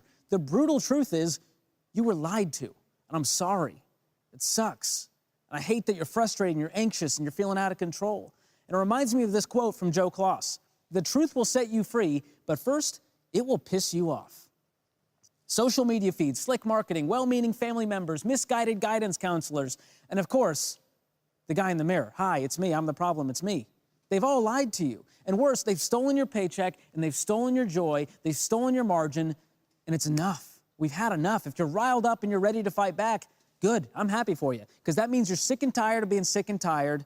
You worked too hard to feel this broke. You've had your I've had it moment, and you're drawing a line in the sand. You're going to start doing something about it instead of just complaining about it. That's what happened to me. A little over 10 years ago, I just opted out. I chose the red pill. I was sick of being screwed over, and I followed a different plan called the Ramsey Baby Steps. I went through Financial Peace University. I got on an every dollar budget. And in less than 10 years, I went from flat broke, $40,000 in debt, to net worth millionaire. That boggles my mind. And now for the past decade, I've been bucking the system, doing money differently. No credit score, no credit card, no debt, just living a life of peace and freedom. This isn't wishful thinking or pie-in-the-sky optimism. I didn't make $1 million in Dogecoin or from Dave Coin. I didn't get a big inheritance from a long-lost rich uncle or have a secret trust fund. I decided to carve a new path with a new mindset and new habits. And that's really unsexy and boring. I want to talk about money so we can stop talking about money. Because get this, when money's no longer an obstacle, we can focus on what really matters and become the people we really want to be. And money then becomes a tool to help you live a life that you're proud of instead of exhausted by. And it gives you more margin, more options, more joy, and more wealth than ever before. And you guys can start that journey tonight. And I wouldn't be here on this journey if it weren't for one man, and that man is Dave Ramsey, and he's going to keep this party going. Here's Dave. Wow, way to go, George. You guys can see why George and his YouTube program and his appearances on stage and on the Ramsey Show is so popular, and why this book is going to be a #1. Very, very proud of you, George. So the next step after breaking free from the system is to create a new reality with our new habits. And our next speaker is going to talk to you about new habits and also talk about community, which is absolutely important. She's a multiple #1 best-selling author, including a New York Times best-selling author, and her most recent book, a children's book, also hit #1. I'm glad for what I have. My own daughter, Rachel Cruz. Take it away, Rachel. So some of you guys are here tonight and you're doing great, right? Maybe you've been following Ramsey for a while and you're like, yeah, I'm going to sign up and just be encouraged. But there's a good chance that there's a lot of you guys that are here because you want help. You look at your money situation today and you think, gosh, I'm just not happy with the result. I don't like where I am financially. So when you get to that point in your life, you have to realize, okay, if I'm not happy with where I am today, then I have to change what I've been doing. The habits that have gotten me where I am have to change. And I hate to be the bearer of bad news, but you know this. Guys, change is hard. Change is uncomfortable. When you look at something different in life and you look at it in a new way, it's kind of weird because you think, oh my gosh, is that really how that works? Or if you actually go through an action differently than how you have in the past, it feels weird because it's new. So if you've been following me for any amount of time, you know that When it comes to working out, I've not been the most consistent. I have a love-hate relationship with it. And I actually kind of famously tried to train for a marathon, half marathon. And I quit on the first long run. And I was like, this is terrible. This is like torture. Why would anyone do this? But I can say I'm very proud of myself, you guys, that not just because of a New Year's resolution, but back in August, I started working out again. And I was like, okay, I'm done having babies. I have 3 little kids. And I'm like, I just want to feel strong and feel good. So I'm going to start working out. And if you've ever not worked out and then worked out and you wake up the next day, oh my gosh. I woke up, I got out of bed, I was like, I can't move. Like I literally can't move. I mean, you try to get dressed and every part of you hurts. Every part of you hurts. This is probably TMI, but it's just the truth. I remember trying to go to the bathroom that morning and I was like, I can barely even sit down. It's terrible. It's terrible. But what I learned is when you do that and you're sore, it's actually your muscles tearing, which is kind of disgusting, but that's what it is. And so that's why you want to eat and drink protein and put good things in your body, because then your muscles grow and they build and you continue on and you become strong, and that's what happens. So in the same way, building new habits, you guys, you're going to feel a little bit, hopefully not the physical pain, but you're going to feel a level of pain because it's going to be different and it's going to kind of hurt. But here's the deal. When you do this over and over again, you start a new habit. It becomes a new part of who you are. A lot of you have probably read the book Atomic Habits by James Clear, and I love this quote because it's a different mindset when you look at this. He says, the ultimate form of intrinsic motivation is when a habit becomes a part of your identity. It's one thing to say, I'm the type of person who wants this. It's a very different thing to say, I'm the type of person who is this. So when you look at your money, you guys take on a new identity, okay? Actually say, man, what are ways for me to break this cycle? If I'm in a paycheck to paycheck cycle, what can I do? Well, a very obvious one, and one that we're here at Ramsey that we always teach, is get out of debt, right? When you don't have debt payments. If your car loan wasn't leaving and credit card bills weren't leaving and your student loan payment wasn't leaving, how much money would you have? It's incredible. But you have to say to yourself, I'm a person that doesn't take on debt anymore. That's who I am. You take on a new identity. Even giving, instead of saying, yeah, I want to give some money. No. You are a person who gives. You take on that identity. Saving and investing is the same thing. I am a person who delays gratification and plans for the future. That is who I am. Contentment, I am somebody that does not have to keep up with everybody else around me. I am running my own race. Even budgeting, I am someone who budgets. That is who I am. And so these habits really start to form into your identity and who you are, you guys, and it is so crucial. And one of those habits that is so key to breaking the cycle, especially the paycheck to paycheck cycle, it is budgeting. But we're not gonna just talk about it, we're actually going to show you how. So to help me with a live demo, I wanna welcome to the stage Jade Warshaw, my friend, Ramsey personality. What's going on, Rachel? Hi, Jade. Okay, so we're talking about this idea of breaking the cycle. That's and we right. really want to break the paycheck to paycheck cycle. And let's define that. What does that even mean? That means you have no savings, you have no cushion in your checking account, you have no margin. So if you miss a paycheck, literally don't have your next paycheck, you're in a position that you're like, I can't even pay my bills. I can't do anything. Absolutely. Look, at the end of the day, if all you're doing is eating, you pay your bills, and you have no money left to do the things that honestly make you a financially responsible adult, right? Yeah. You can't save money. You're not investing money. Forget saving for kids' college, right? That is the definition, Rachel, of paycheck to paycheck. That's right. So we want you to live on purpose. And again, most people are not living on a budget, but we're gonna walk through this. And if you are somebody that maybe you have the Every Dollar app and you're using you're using our stuff and you're doing fantastic, that's amazing. But if you're not, let me just tell you, when you build out your first budget, there's kind of 2 camps of people that we find. Some people, they do it and then they realize, okay, wow, well, if I just cut this one category, we're good, okay. And then there's another group of people, probably majority of people, that when you get to it, you see, wow, we're in the red, deeply in the red, and I don't know what to do. So that's why Jade and I are here, because we really want to walk through and show you how you can do this so well. That's right. So when we talk about budgeting, there are some blockers. Like I could feel it through the camera that some people have objections. Yeah. They're like, Jade, a budget? Listen, I've got too much to do already. My kids, the math, like I hate doing math. If you're talking about writing down numbers, others of you are like, listen, if you knew my spouse, you would know there's no way they're sticking to a budget. Or possibly you've tried a budget before and it just didn't work for you. Here's the thing, you were probably doing it wrong. So we're gonna teach you the right way. And the good news is EveryDollar, which is the best budgeting app there is going to make it so super easy for you. We're gonna overcome every single one of those objections tonight. And we're gonna show you how to build your EveryDollar budget in 5 minutes, Rachel. Yeah, that's right. Yeah, I mean, doing this through EveryDollar, you guys, it is so easy. It does the math for you and it's wonderful. So what we want you to do is to click the link in the description, and that is where you're gonna build your first budget, you guys. You're gonna do it online.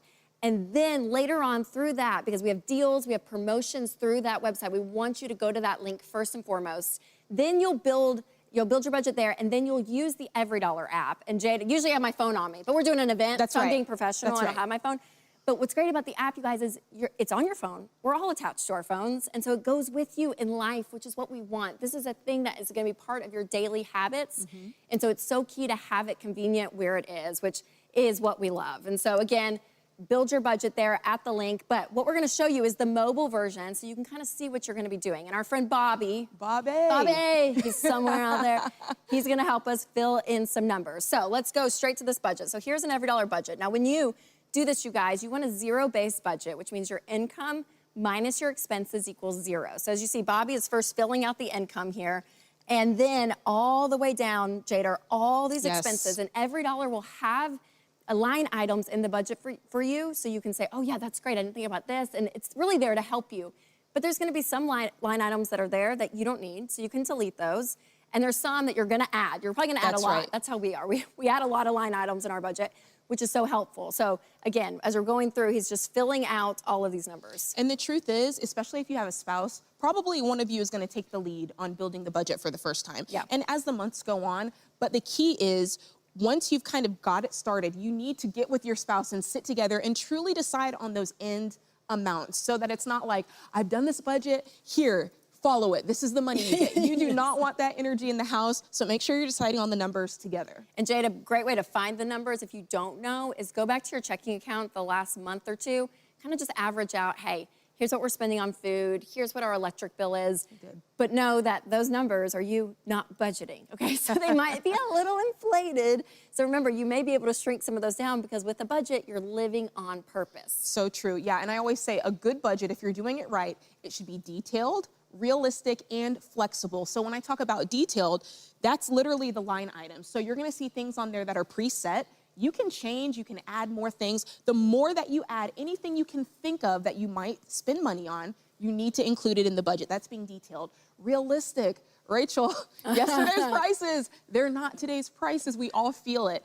Listen, groceries are more expensive, gas is more expensive. Make sure you're being realistic with these dollar amounts. If you're a family of 4, you're probably gonna need more than $150 for groceries. I know, right? We find people all the time, they get really excited about this, you guys. They're like, oh yeah, we'll eat for $50 a month. And we're like, no, because then it's gonna mess up your budget. Yeah. And it's not gonna work because it's not realistic. And you feel like you failed. So just be realistic and you're gonna learn. It takes most people, you know, several months to really get it locked in. That's right. That's okay. Yep. And then finally, just be flexible. This is living and breathing with you, right? It's going with your lifestyle. I am voted most likely to go over the budget in our household. And I received that. But if I go over a little bit in groceries, maybe I can take a little from takeout, you know, to balance it out. And so that's the idea. However, never take from a category that's really important, like saving or paying off debt in order to balance the budget. That's right. And just as you guys are watching this, just don't get hung up on these specific numbers. We kind of took an average income of an American and these average numbers. So these are an example, right? You're gonna plug in your numbers. And the other great thing is, Jade, you know, with people, you're the adult. Like, That's you're right. doing this, you get to decide your numbers. Your budget is there to work for your life, okay? That's what's really key here. So as you can see, we ended here with debt, and it's always a little bit sad to see, okay, all these payments coming out that if you didn't have those payments, if you're getting out of debt, and once you are debt-free, all of that will stay in your checking account, which is awesome. But here we are, we're $325 over budget. So when you're over budget, there's really 2 ways that you can look at this. You can cut expenses and you can up income. So when you cut expenses, Bobby, let's go up to maybe restaurants, which kind of hurts, but when you're in debt, you're going to be cutting a bunch of stuff, you guys. That hurts, Rachel. It does hurt. I love that to you. It does hurt. But what's crazy too, Jade, is we do these webinars. We've done $Every Dollar webinars with maybe some of you have been with us, but thousands of you. And there was someone recently that said that they cut all their subscriptions and they saved $500 a month. That's crazy. On cutting subscriptions. It's unbelievable. And then we talk to people that get side hustles, Jade, and they're making $1,000, $1,200. I mean, it's wild what people are making. So even up at the income, you can be able to see, okay, where we can maybe add some money? Absolutely. You know, some of you, you're looking at this and you're like, listen, I have already gone down to a bare bones budget. There's nothing else that I can cut out. If that's you, you probably need to look at bringing in more income. And that might look like a side hustle or raising your income in another way. But most of us, if we went out and drove Uber, did Instacart, you could probably bring in, at the bare minimum, an extra $500 a month. So Bobby, let's add $500 a month there and just see how it changes the number up top. So he adds the $500 and it's loading. Oh, there we go. We have extra money to spend on $175 whatever right there. we choose. Yeah, which is amazing. Now with Every Dollar Premium, which again, we're doing a great deal, you guys, tonight here on the Every Dollar app for Every Dollar Premium. Click the link and make sure that you build out that first budget. You sign up through that link, build up that first budget on desktop. Then you can download this app and use it day to day. But what you're gonna see are features that are amazing. We've heard you, we know what you want. And Jade, one of the best features, I think. Come on. Oh, it's paycheck planning. Yes. You guys, you've been asking. We hear you. We got you. I love paycheck planning. Here's why, because I'm sure I'm not the only person in this boat. How many of you have done a budget and you're like, yes, I am adulting, and you've planned for everything. You're like, grandma's birthday, I thought of everything. And then when the time comes to like buy grandma's gift, there's no money in the account. It's so frustrating, or worse yet, you overdraw the account. You're like, what is happening? I've been budgeting, somebody help me. The problem is you're not planning when to spend your money, okay? A good budget tells your money where to go, but an even better budget tells your money when to go, and that's what we're doing here with paycheck planning. So, Bobby, let's take a look at what paycheck planning looks like, because this is honestly my favorite feature of Every Dollar Premium. So, with paycheck planning, essentially what you're doing is you're going in and you're able to plan out each day that you're gonna spend your money. So this person happens to get paid on January 5th. All right, so we need to decide what we can spend money on between this paycheck and the next paycheck, right? So she's got gas, groceries, electricity, miscellaneous, everything's looking good until we get down here to mortgage and rent. Oh my gosh, she's going over. There's not enough money. There won't be enough money to cover it. So what we can do here is go, okay, how can we rearrange this? Most of us have kind of chunk items on our budget, things like groceries, right? She's got $500 for groceries. She's not gonna spend that all in one shot. So what I would do is I'd go in here, click it, and let's spread it out and make it more realistic. Most people go shopping once a week, so let's put it on Fridays, $125 each week. Perfect. Spreads it out. Spreads it out. Now it's not such a weight on her paycheck. And we look down here and it's already looking better. Now she's only got, well, did we clear it up? Oh, she's only got one thing that's in the red. So the next thing I'd look at is, okay, let's look at this car payment. It comes out on the 9th. Maybe your car payment when it comes out is not convenient for you. Get on the phone and call these people and say, listen, is there any way I can move my car payment? Let's move it to the 23rd. My guess is they're gonna say yes, because at the end of the day, they just want your money. They don't care when they get it, they just want it. And a lot of people will be flexible with these payments, so ask, And so now we've moved that, and look, it's gonna change in a minute. There's gonna be, this is gonna change from high risk to low risk. But if you scroll down, you'll see that she's no longer at the risk of overspending. And so that's how paycheck planning works. It's kind of like a fun puzzle that you get to decide how you spend your money. Yep, it's awesome. And another great feature that we have too, you guys, it takes 90 seconds, but it's to track your transactions. So what you're gonna do is you're gonna, on your phone, you're gonna touch that, you're gonna click that transaction button, and then you're gonna go through and Every Dollar Premium is attached to your bank account. So all of your transactions drop into the Every Dollar app, which is amazing. Love that. And so you'll see Buc-ee's, which, little piece of heaven on earth. We Listen, love Buc-ee's. I'm a Wawa girl. All right. Oh, Jane, you gotta go to Buc-ee's. Okay, so Buc-ee's will put in transportation there and gas. Yeah, you have Publix. We'll drop that in groceries down below a little bit. And then, what was next? Oh, nail spa. Always. If you're not Always, planning, come ladies. on, plan for the nails. Always, yep. So Don't we'll forget put about that. in, you know, the cosmetics area that I think we do have. Oh no, there may be a connection issue, it said. And then last but not least, okay, so you're gonna have things like Amazon that drop in. So this is where you have to be a little bit more detailed, because what's hard with Amazon, I don't know if this is how you are, Jade. Yes. But we'll get an Amazon transaction, but it's, I bought a book and hangers and I don't know, fill in the blank. And so it all is in all these different categories. That's right. So you can actually split the transaction. So important, because you want your grocery budget to be for groceries and you want your clothing for clothing. So let's go through here. We could split it. Let's put some of it on groceries, put some of it on clothing. Let's see, and it's easy to search up top. So if you're looking for that category, you can select it and put whatever amount goes in that category. And then you can come down and say, okay, also I had clothing as part of that purchase. And that way you're really being accurate about how you're tracking your transactions.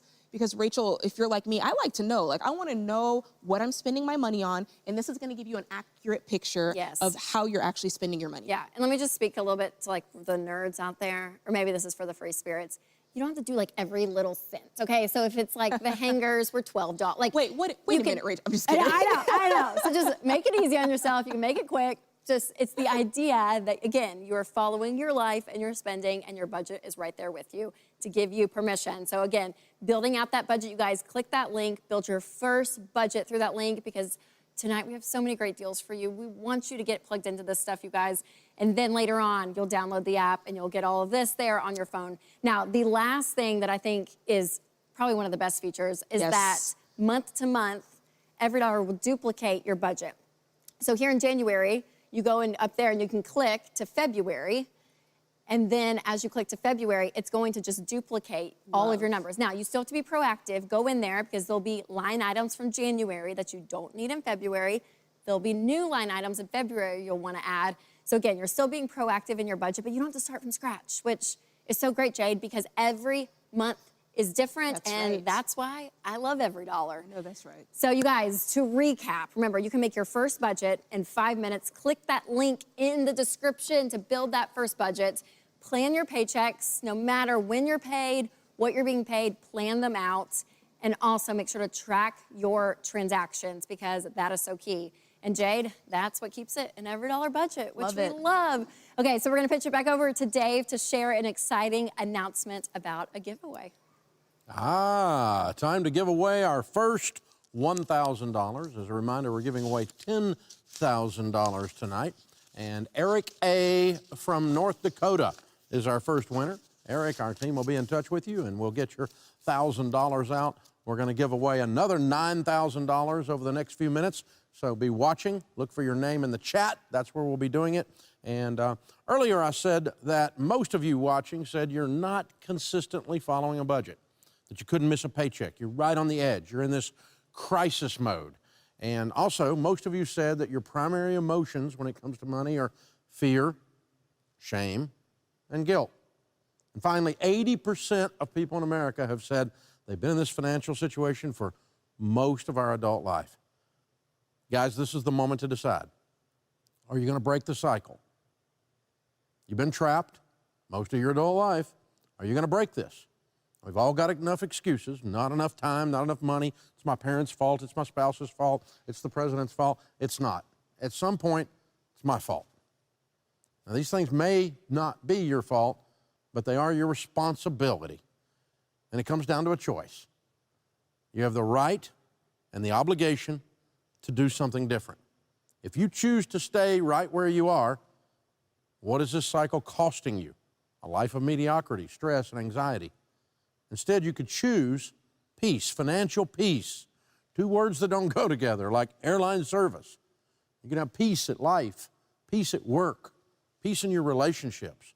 And these things all do run together. Now, I value peace because, like some of the other Ramsey personalities, I've lived the opposite. I've lived in fear, even terror. When I was 28 years old, I was at the bottom of a deep valley. I had started with nothing, and I built a $4 million portfolio of real estate with $1 million net worth and making $250,000 a year in 1982. Long time ago. It was a lot of money back then. But I blew it. I borrowed too much money, I got too far in debt, and I fell way over the edge. And the year Rachel was born, I had a brand new baby, a toddler, and a marriage hanging on by a thread, and we filed bankruptcy. It was awful. I remember standing in the shower with as hot as I could stand it in my face, and I'd stand there and just cry because I was so freaking scared, and I didn't know what to do. So I had to do something different.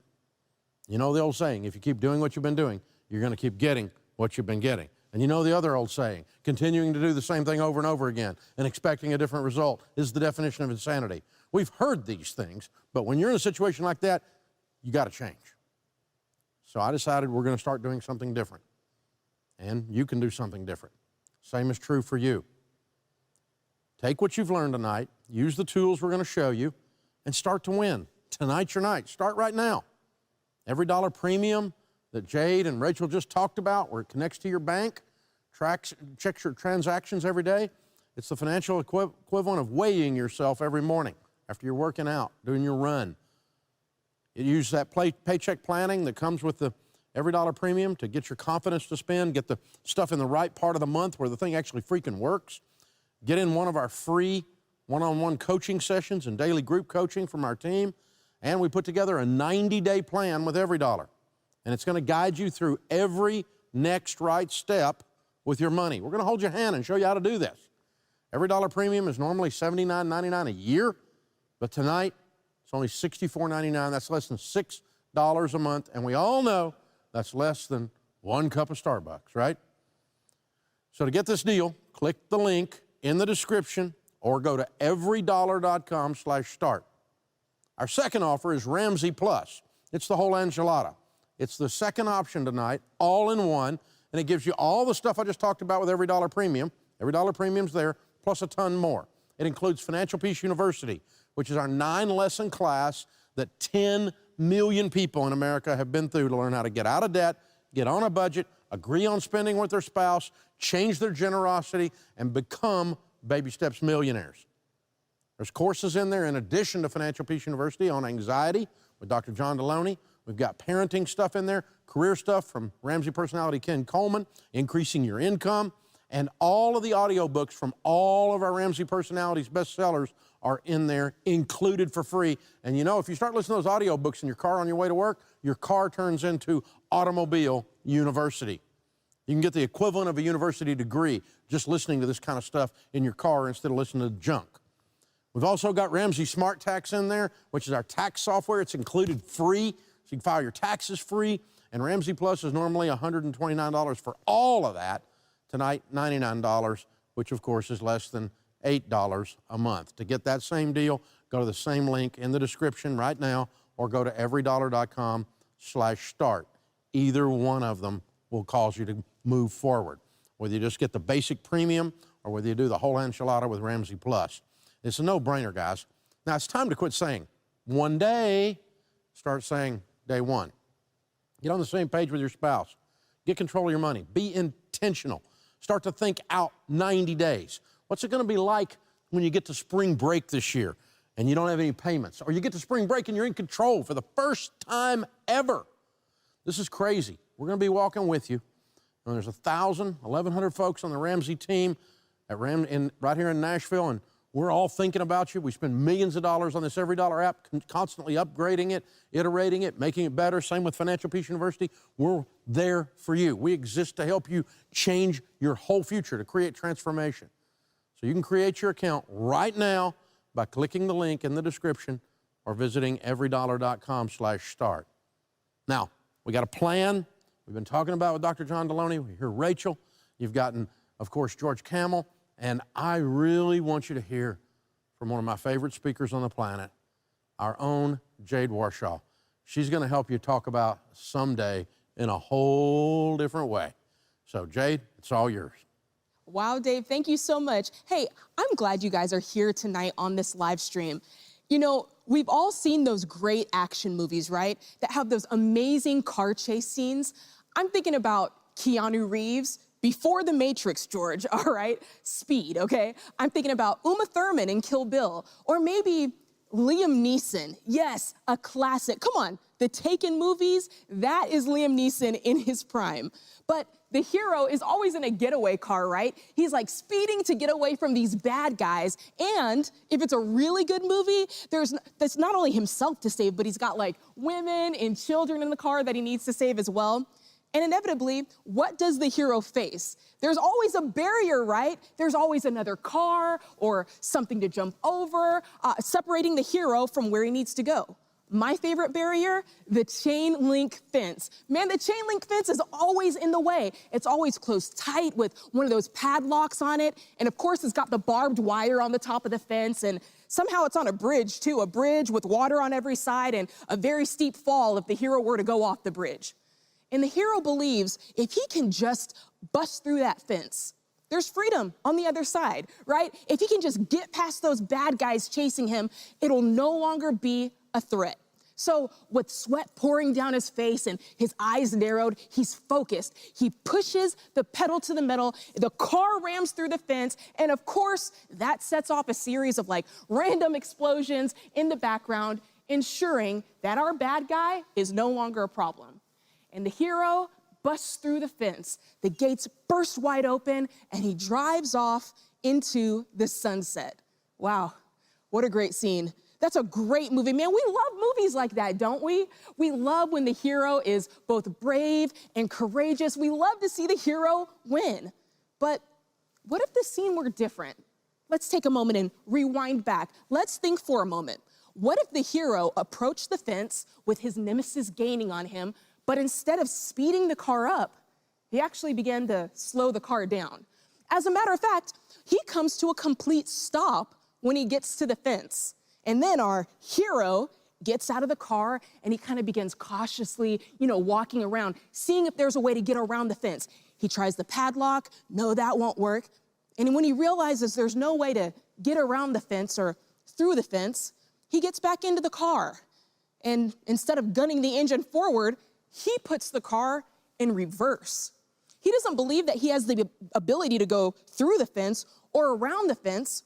And so he puts the car in reverse and drives back towards the very mess and the very chaos that he was trying to escape. Man, this movie sucks. I don't know about you, but I want my money back. Okay, what happened to our hero?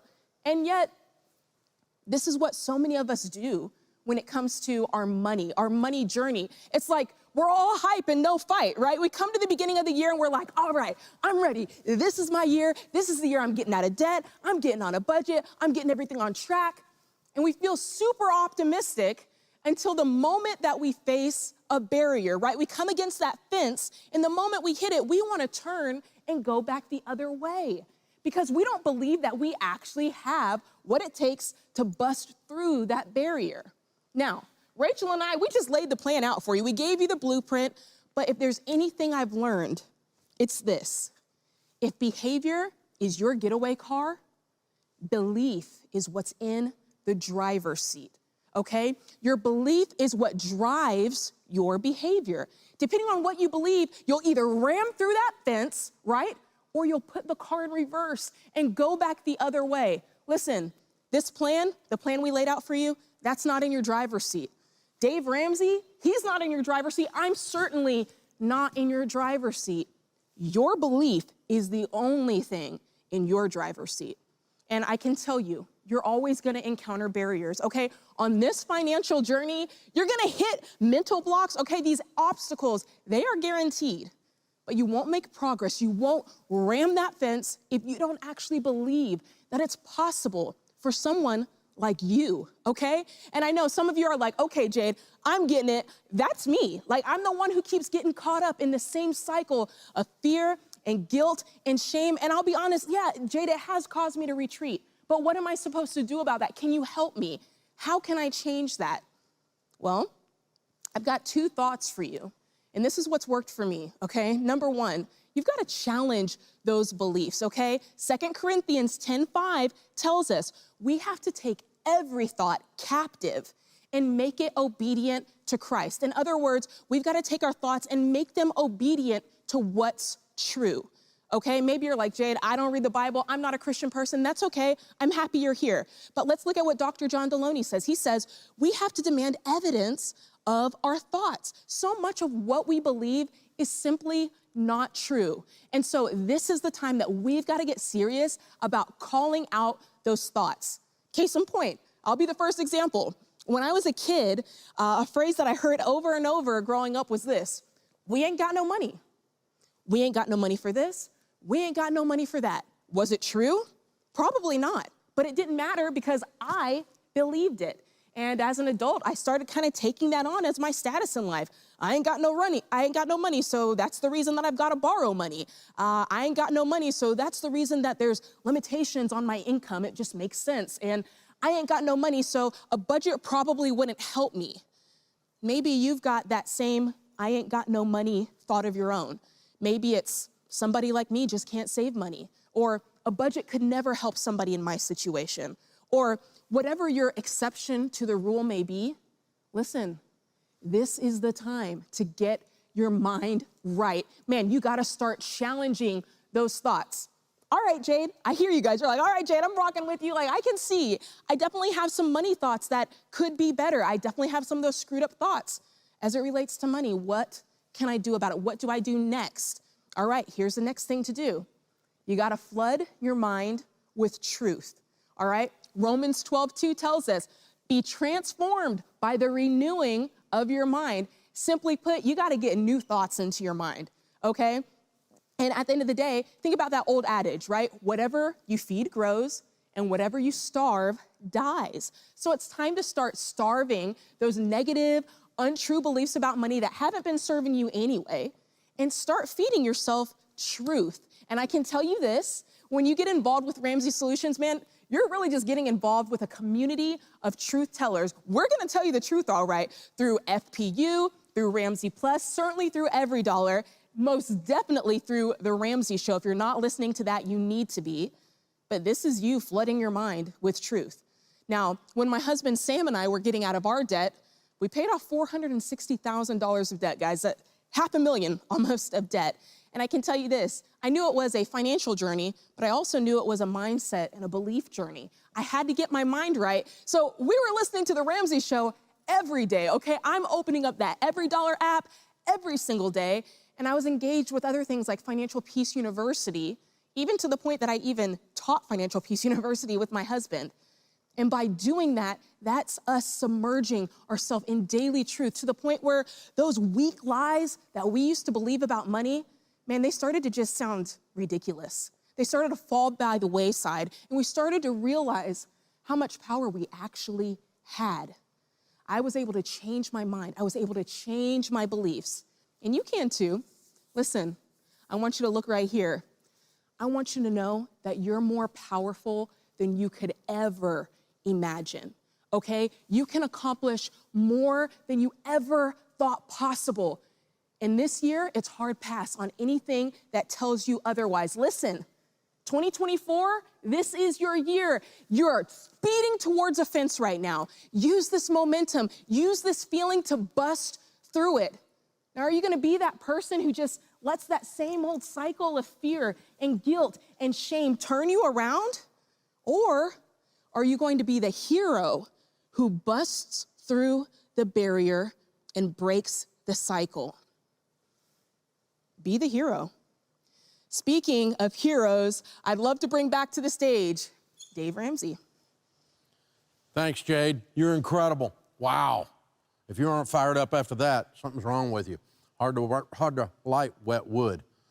Wow. As we said before, personal finance is 80% behavior. It's 20% head knowledge. If I can get the guy in my mirror to behave, he can be skinny and rich. And the way you change behavior is you change your beliefs. And the way you change your beliefs is you get new information, a new way of looking at things. You can do that through several lenses, and we've tried to help you with all of those lenses tonight. We can go through the intellectual lens, the academic lens, and so we get 2 PhDs up here with Dr. John Deloney looking at this through all the nerd stuff and trying to get you that way. Hey, we can recognize our outside foes and our enemies. Who's the villain? It's not you, but it is your responsibility. And George helped you with that. You can look at it through the lens of community, people around you, because you become who you hang around with, that's for sure. And you can look at it through the lens, like Jade helped us with, of the spiritual and what God's got to say about this. The more lenses that you look at your situation through and adjust your behaviors, the more likely you are to get control of this area of your life. Now, we're offering this tool tonight, as we said, Every Dollar. You can buy it tonight, the premium access for 1 year with one-on-one coaching, group coaching, 90-day plan. We're going to walk with you. You can check it all out and be sure and click the link. I'm often asked when I'm being interviewed, Dave, what's the number one mistake people make with their money? Probably heard that a bazillion times in the last 30 years. And as if there's like the credit card or crypto, or there's one stupid thing that's more stupid than the other stupid things. And it's not. The number one mistake people make with their money is they don't pay attention. They're not intentional. No one becomes successful at anything. No one wins at anything unless it's a series of intentional acts.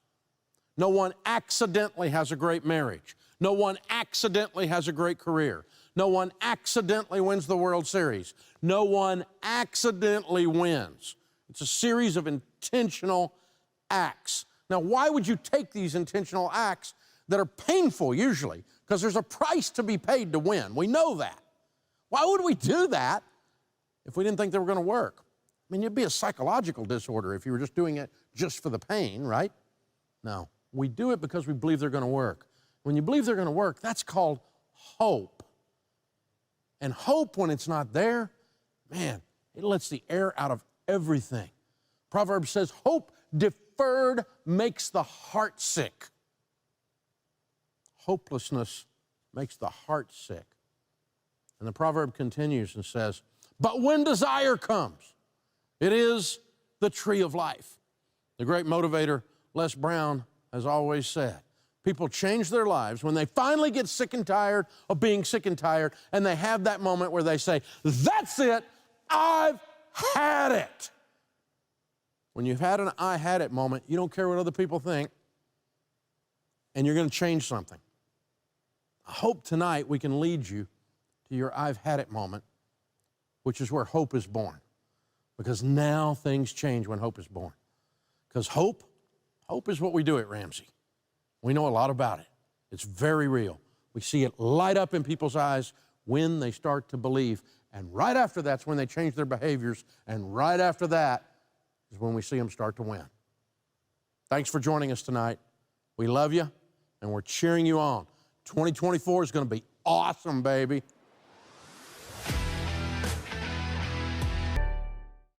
Hey, Carolyn, welcome to the show. Hey, thank you for taking my call. Of course. How can we help?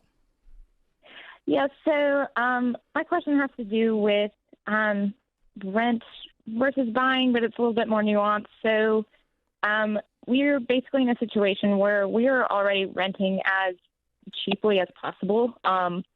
We even had to move over the summer to avoid a rent hike that put it way outside of our budget. And we can't seem to follow the 25% of take-home rule, essentially. Our original plan was to rent really cheap for a while and have a big down payment and buy a family home, but now I'm wondering if it would make more sense to look to buying something like a condo or a townhome for something close anywhere between like 80 and 90,000 and going ahead and purchasing that since we can't get that percentage down to 25%. What's your income right now, and what's your rent? Right. So our rent right now is $825. My husband's working. His take home is about $2,200 a month. We're newly married, so we've been married about a year and 4 months. I was working part-time, and then I had our son, and I stopped working. My plan is to be a stay-at-home mom. There are a few things I'm planning on doing on the side that should bring in maybe close to $400 a month, which would bring our take-home close to $2,600 a month. Okay. Yeah, I don't see this as I know the percentages are really helpful, but it's not a legalistic piece of the equation. What I do think is the bigger problem here is the income. There's just not enough coming in. If you're going to be staying at home, we need to get his income up to where we're still able to live our life and invest 15% and save for college for this baby and pay off the house early. And if we can't do that, we need more margin. And there's only two ways to get it. make more or spend less. And it sounds like you guys are doing your very best on the spend less side. Yes, yeah. So the biggest thing I'm trying to tweak right now is just groceries. His job is, he's only been working professionally for 2 years. I'm 24 and he's 23. We expect, he's been promised basically a promotion and a raise. He's already had one. He hasn't been at the job yet for even a year. So we expect growth on that end. What does he do? We don't have any debt. I'm sorry? What does he do for a living? He's a project manager. So he's working for a relatively new company. So they basically hired a whole bunch of young people and put them in complicated positions. So it's been good for him. He's been able to get a lot of experience really fast. The salary isn't there necessarily yet. He has a salary, but doesn't really match what he's doing, but the company's growing really fast. So we're hopeful that he will be able to progress quickly. He's been told that he'll get promoted to a senior project management position by the second quarter of this year. That's good news. And so do you guys have any debt? No, we don't have any debt. We already have an emergency savings built up, and we have $30,000 already saved for a down payment. Wow, on top of the emergency fund. Is that right? You have your fully funded emergency fund plus $30,000? Correct. Yeah, we plan on putting a little bit more in the emergency fund now that we have a baby.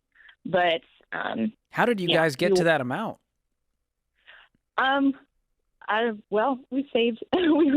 we were both homeschooled kids to conservative parents, and we were just raised that way. I was able to get through college debt-free and worked all the way through. He has an associate's degree. He's planning on going back to get his bachelor's at some point. I don't know. So everything that I was making before I left my job and had a baby, we just put straight into that down payment. That's awesome. That's really awesome. So tell us about the condo. Is that an option that it's like, oh man, that's like last resort, we're not excited about it? Or could you see yourself living in that condo for a while and being content? Well, we're not super excited about it. Our plan now, like in the apartment we were in, it's small, but there's 2 bedrooms. So the whole plan, I was like, technically we could fit 3 kids in here. We plan on having a large family. So, that was the plan. But then when I think about condos, I've looked there's not very many on the market right now, but just looked around a little bit. Basically you can get a condo that's roughly the same size of our apartment. And it's the same sort of deal. Like we could manage to live there probably 5 years or so, longer if necessary. But what do those condos cost? It seems to vary, and I'm not as familiar with the city we're currently in. So part of that I need to look at like crime maps and stuff. But roughly they're going for anywhere between 80 and 90,000. Okay. So you guys would have if you got the condo today, which you're in a position to technically do it with $30,000 down on a $90,000 condo, that would put you on a 15-year fixed at a payment of about $730 or so. Right. Yeah. Now you do have the extra costs. There may be HOA. There's going to be home maintenance, repairs, property taxes. Home insurance is going to be higher than renter's insurance. So you want to factor all of those pieces in. But as far as a financial equation, you could do this. Okay. And my first home was a townhome, and we loved it. And you don't have a lot to worry about with condos and townhomes versus single-family homes. So I think it's a great step for you guys if you really want to get out of the renting game. Okay. Honestly, like we're renting now, we're pretty content too. So I just don't know if it's smarter financially to get a condo versus renting. So really, we're open to do. I just wouldn't be in a rush for the next 5 years. It is so wonderful when the toilet breaks. You just call someone and they just show up and fix it. And so there's, especially with a baby, so there's a lot of great things about renting. It gets a bad rap, but for a lot of situations, it's a good move. And long term, it's always a great move to be a homeowner. So I would encourage you to do that. But if you want to save up more and go, hey, we want a single family home, that's going to be double the cost. We need to wait till we have a bigger down payment.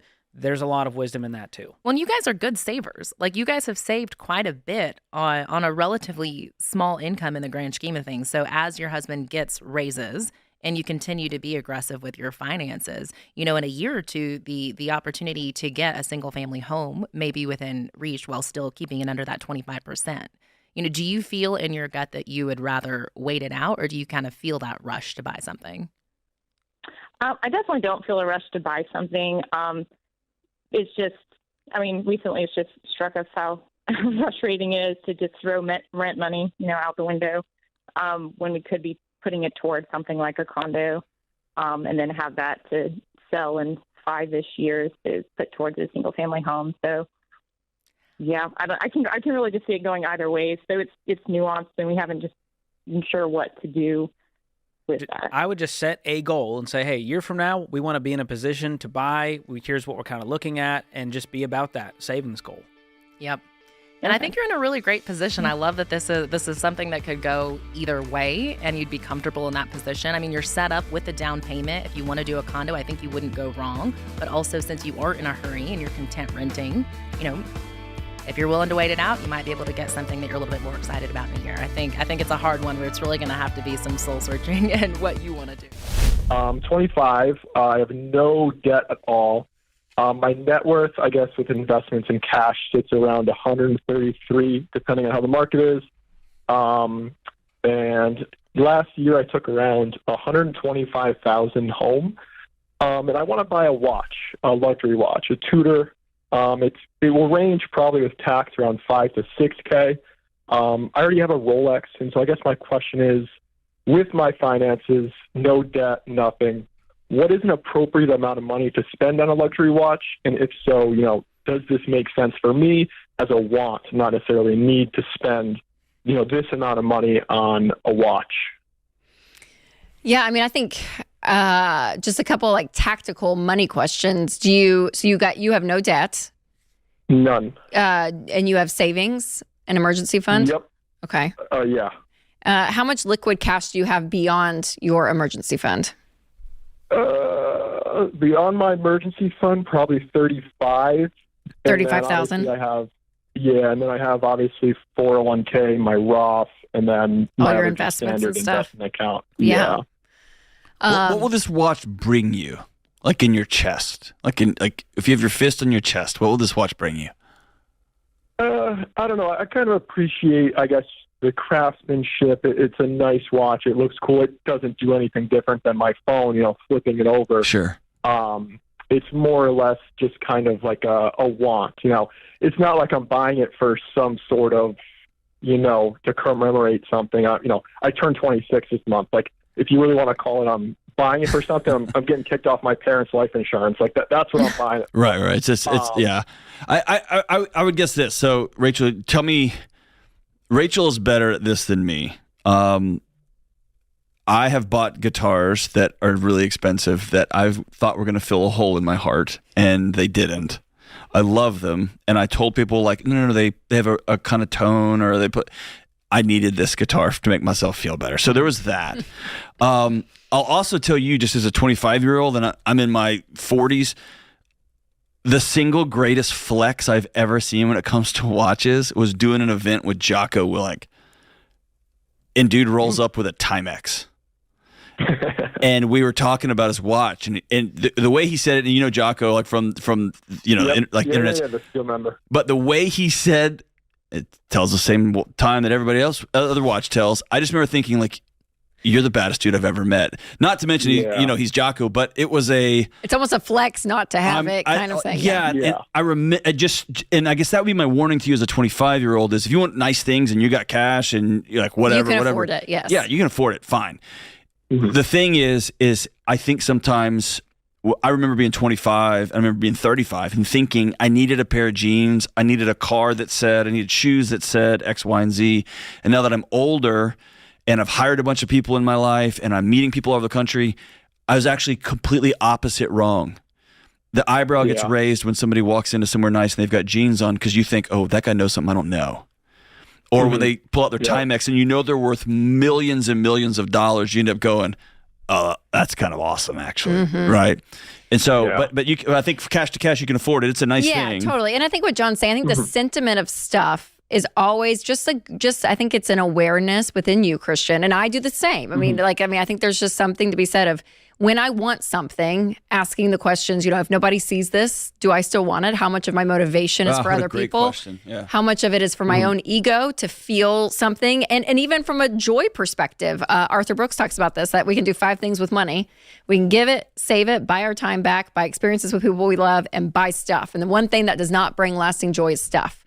So again, this whole kind of concept of I'm buying this watch because I love it. Because I bought a purse for my birthday last year, and it was a nice purse, and it was like, okay, think like whatever car you drive, that nice of a purse. Like no, do not, not that nice. There are levels of purses. It was not that kind of purse, but it wasn't from Target. And so it was just this idea of like, okay, if I have this purse, if I don't have this purse, what does Rachel say about herself? How is she feeling when she walks in a room? Like there's just a lot of introspectiveness I would have for myself. The higher dollar amount you spend on something, I think the more it's just kind of good to explore some of that. And maybe it's more of a, you can buy it and you're totally fine if you buy it. We are not against stuff. Go get some nice stuff. Yeah. Christian, you have set yourself up very well. You make great money. You don't have debt. You've lived below your means. Like you are doing great. You can buy this watch. I just don't, John and I think our biggest caution with stuff is don't be under the illusion that it's going to fulfill you long term and that it's going to bring some level of satisfaction. Because the way that things are marketed to us and the belief in that and what we wear, I mean, it is crazy the status symbols that are out there and what we believe. And the thing is, people get in trouble with that. So again, I'm not worried about you from a money perspective at all. I think you could probably buy 2 of these and you would be fine. But it's more about you long term and who you are. Christian, you should ask John and Rachel what kind of watches and how much did they pay for theirs that we currently have? Huh? What do you guys got on? Oh, okay, Christian. I've got an Amazon watch for $15. John, what kind of watch do you have? This is such a flip of the script, which I love. I've got this dope Garmin watch. I love Garmin watches. It's a free ad for Garmin. They're the best. I love them. While we're on this topic, Rachel, tell us about how much your car that you rolled into the parking lot costs. Because mine cost $4,000. You? Anyways, Christian. So here's the thing, Christian. We love nice stuff. I'll also say this: if at 25 you can wrap your head around this idea, because you have chosen to live the way you live, you have the opportunity. And I didn't find this out until I was old. You can buy it once, really nice. If you buy with cash, if you buy a super nice pair of Wolverine 1,000-mile boots, you can resole them and you can take care of them and you can give them to your grandkids. But they're really expensive out of the gate, right? And so if you say, I'm going to buy a couple of really nice watches, I love them, I'm kind of a watch guy, and so that's cool and awesome, and no, this will fill no gap in my soul. I won't feel any better about myself. In fact, I'll feel a little bit weird because I'm going to see somebody who needs money the following day or whatever. I know some people who have a rule that if they buy something really nice, they give that amount away or a percentage of that amount away just to balance their own soul out, whatever. But I love the idea of buying once and letting that just be that, right? I'm going to buy a nice. Go ahead. I don't mean to extend this the question over, but is there like a rule or a percentage of a net worth that you'd be, like a percentage of my net worth that I could spend on a want that wouldn't necessarily obviously break the bank, but it's like you're comfortable with just blowing. I love Dave saying like if you can light it on fire, if you could take that pile of cash, if you can take $5,000. Set it on fire on your kitchen table and watch it burn to ash. And you're okay. And you're okay. It won't prohibit doesn't affect you. Your world. Yeah. Yeah, that's it. I mean, there's not really this like percentage. I mean, we say things like with cars, like we always say like things with motors and wheels, right? Cars, campers, all that. Yeah, depreciating asset. Yeah, no more than 50% of your annual income. Like there's some things around that. But when you get to the point where you are, you're beyond baby step 3 and you just have extra cash that you want to spend. So it just, you emotionally have to detach from that money. And if you can really do that and it doesn't keep you up at night, then you're good to go. Well, and it could be pathological. I would love for you to also like get a nice watch, dude. You sound like you got a level head, man. Get a nice watch and also start laying the groundwork to get your money out of crypto and whatever nonsense you have it in and buy yourself a house that nobody can ever take from you, right? So some of those more stable assets that you can anchor into. Yeah, and to, a well-balanced, and you're learning this early, Christian. I mean, honestly, this is stuff that it's like so good to have because where you are financially. But always remember with money that you can spend it, you can save it, you can give it. And we say on the show, we are fans of all three. Yeah. So as you continue to become more successful and continue to live below your means, you're going to continue to build wealth. You're going to have more and more savings. You're going to have the opportunity to spend some more, but also be having that generosity muscle as well, because that is joy within money. And if you can get that early and live with it, there's a freedom and a joy there that's unbelievable. So giving, saving, spending, doing all three. All right, Christian, have fun with your new watch. This is The Ramsey Show. Create your free every dollar budget today, the simplest way to budget for your life. Our last call before the break was a guy that was in a couple of car leases. We call them fleeces. And if you don't know what that means, that means you're not from the country. If you have a sheep and you take off its hair, it's called fleecing. And if you are to fleece someone, it means to rip someone off. It's old-fashioned terminology. So if I got fleeced, means I got ripped off. So we don't call them car leases. We call them fleeces. And Robert is on Twitter. He says, I listen to you every day. Can you discuss leasing a car as opposed to buying? Yes, I can discuss fleecing. Now, let's just set this up for a second. Let's pretend that you owned a car manufacturing company and you were going to manufacture a vehicle. And you had a car that you were going to sell for $20,000. And 4 years later, it was going to be worth 70% less. Or it was going to lose about $14,000 of its value. And so that $20,000 vehicle 4 years from now would be worth $6,000. That would be the average, by the way. A new car loses 60 to 70% of its value in the first 4 years it comes off the lot. And so instead of selling it for $20,000 and the individual that's driving it loses the $14,000, instead you're going to rent it to the individual that's driving it. And at the end of the car lease, you're going to not get a $20,000 car back. You're going to get a car back that's worth $6,000. Well, in order to keep from losing the money, you would have to rent the car monthly to that individual for more than that monthly amount of loss. And so if we just took $14,000 and we just, in our example, and we said that happened over 48 months, that would be $291.67 that the car is going to lose in value in our projection. Now, you and I, you own a car manufacturing company. And so you're going to rent a car to someone that's going to lose $291 a month in value. And so it stands to reason that you're going to rent the car to them for more than $291, right? Because you at least have to cover how much it goes down in value in the payment, in the rent payment. Does that make sense? Of course it makes sense. Then the other thing you know is that if you own a car manufacturing company, you probably also have a financing arm to your car manufacturing company. And if you were in the car manufacturing business and you had General Motors credit or Ford Motor credit or Lexus credit, you would know that you make more on the financing when someone uses your financing company and pays you interest to borrow money from you, that you make more on that than you do on the actual profit on the sale of the car. And so you also are in the finance business, the banking business, the car payment business, and you make a good profit on that.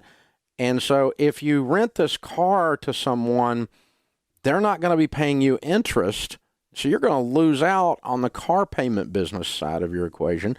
And so not only would you want to collect $291 plus a profit, you'd also want to collect interest on the $20,000 that basically they're driving around your $20,000 bill right here, right? I mean, you gave somebody $21,000 bills, and they're carrying them around for 4 years.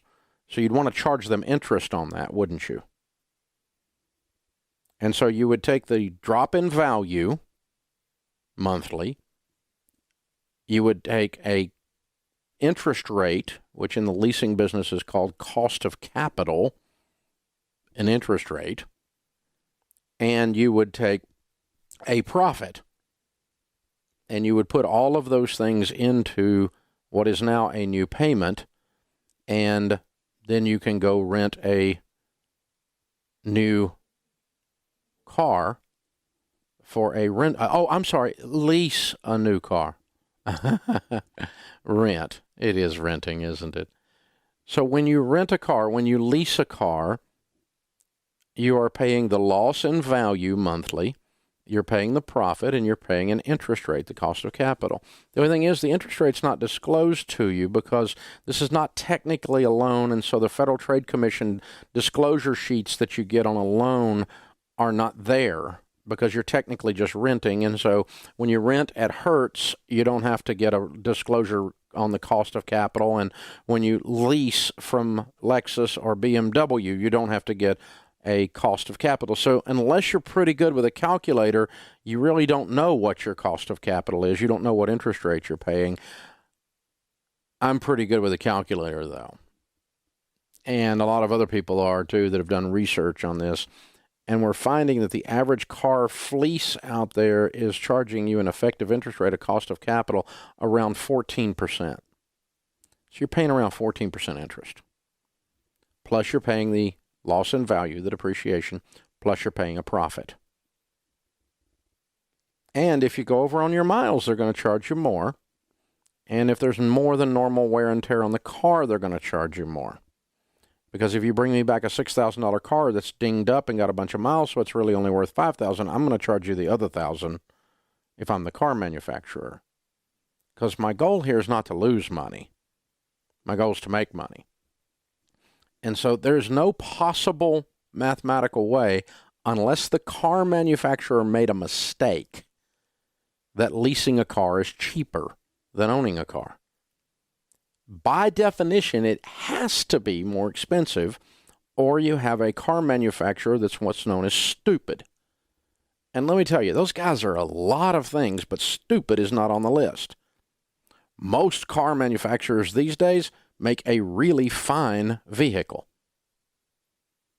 I drove one of the new Fords as a rental this weekend, an Expedition, and it was an incredible car. The technology it's absolutely incredible. The new BMWs, the new Mercedes, the new Chevrolets, they're absolutely phenomenal. The new Lexus, they're phenomenal. The cars that we are putting out in America and around the world right now are absolutely incredible vehicles. They're excellent at manufacturing really good cars. I mean, compared to, I've got an old Corvette from 1979 model. They don't make them like they used to. Well, thank God. I mean, it's kind of cool, but let me tell you, compared to the new Corvette, it's a piece of crap. These are fine vehicles these manufacturers are creating. You work for a car company, you should be proud of the product you're putting out. These Nissans are really good cars. They're also very good at crunching numbers and math. And they're 100% sure they're going to make money on your butt as the consumer. So let me tell you about fleecing a car. 100% of the time, it's more expensive than owning the car. It has to be by definition. It has to be by definition. Hey guys, thanks for watching. If you enjoyed this video, click the subscribe button to get the latest content and check out these other great clips from the show.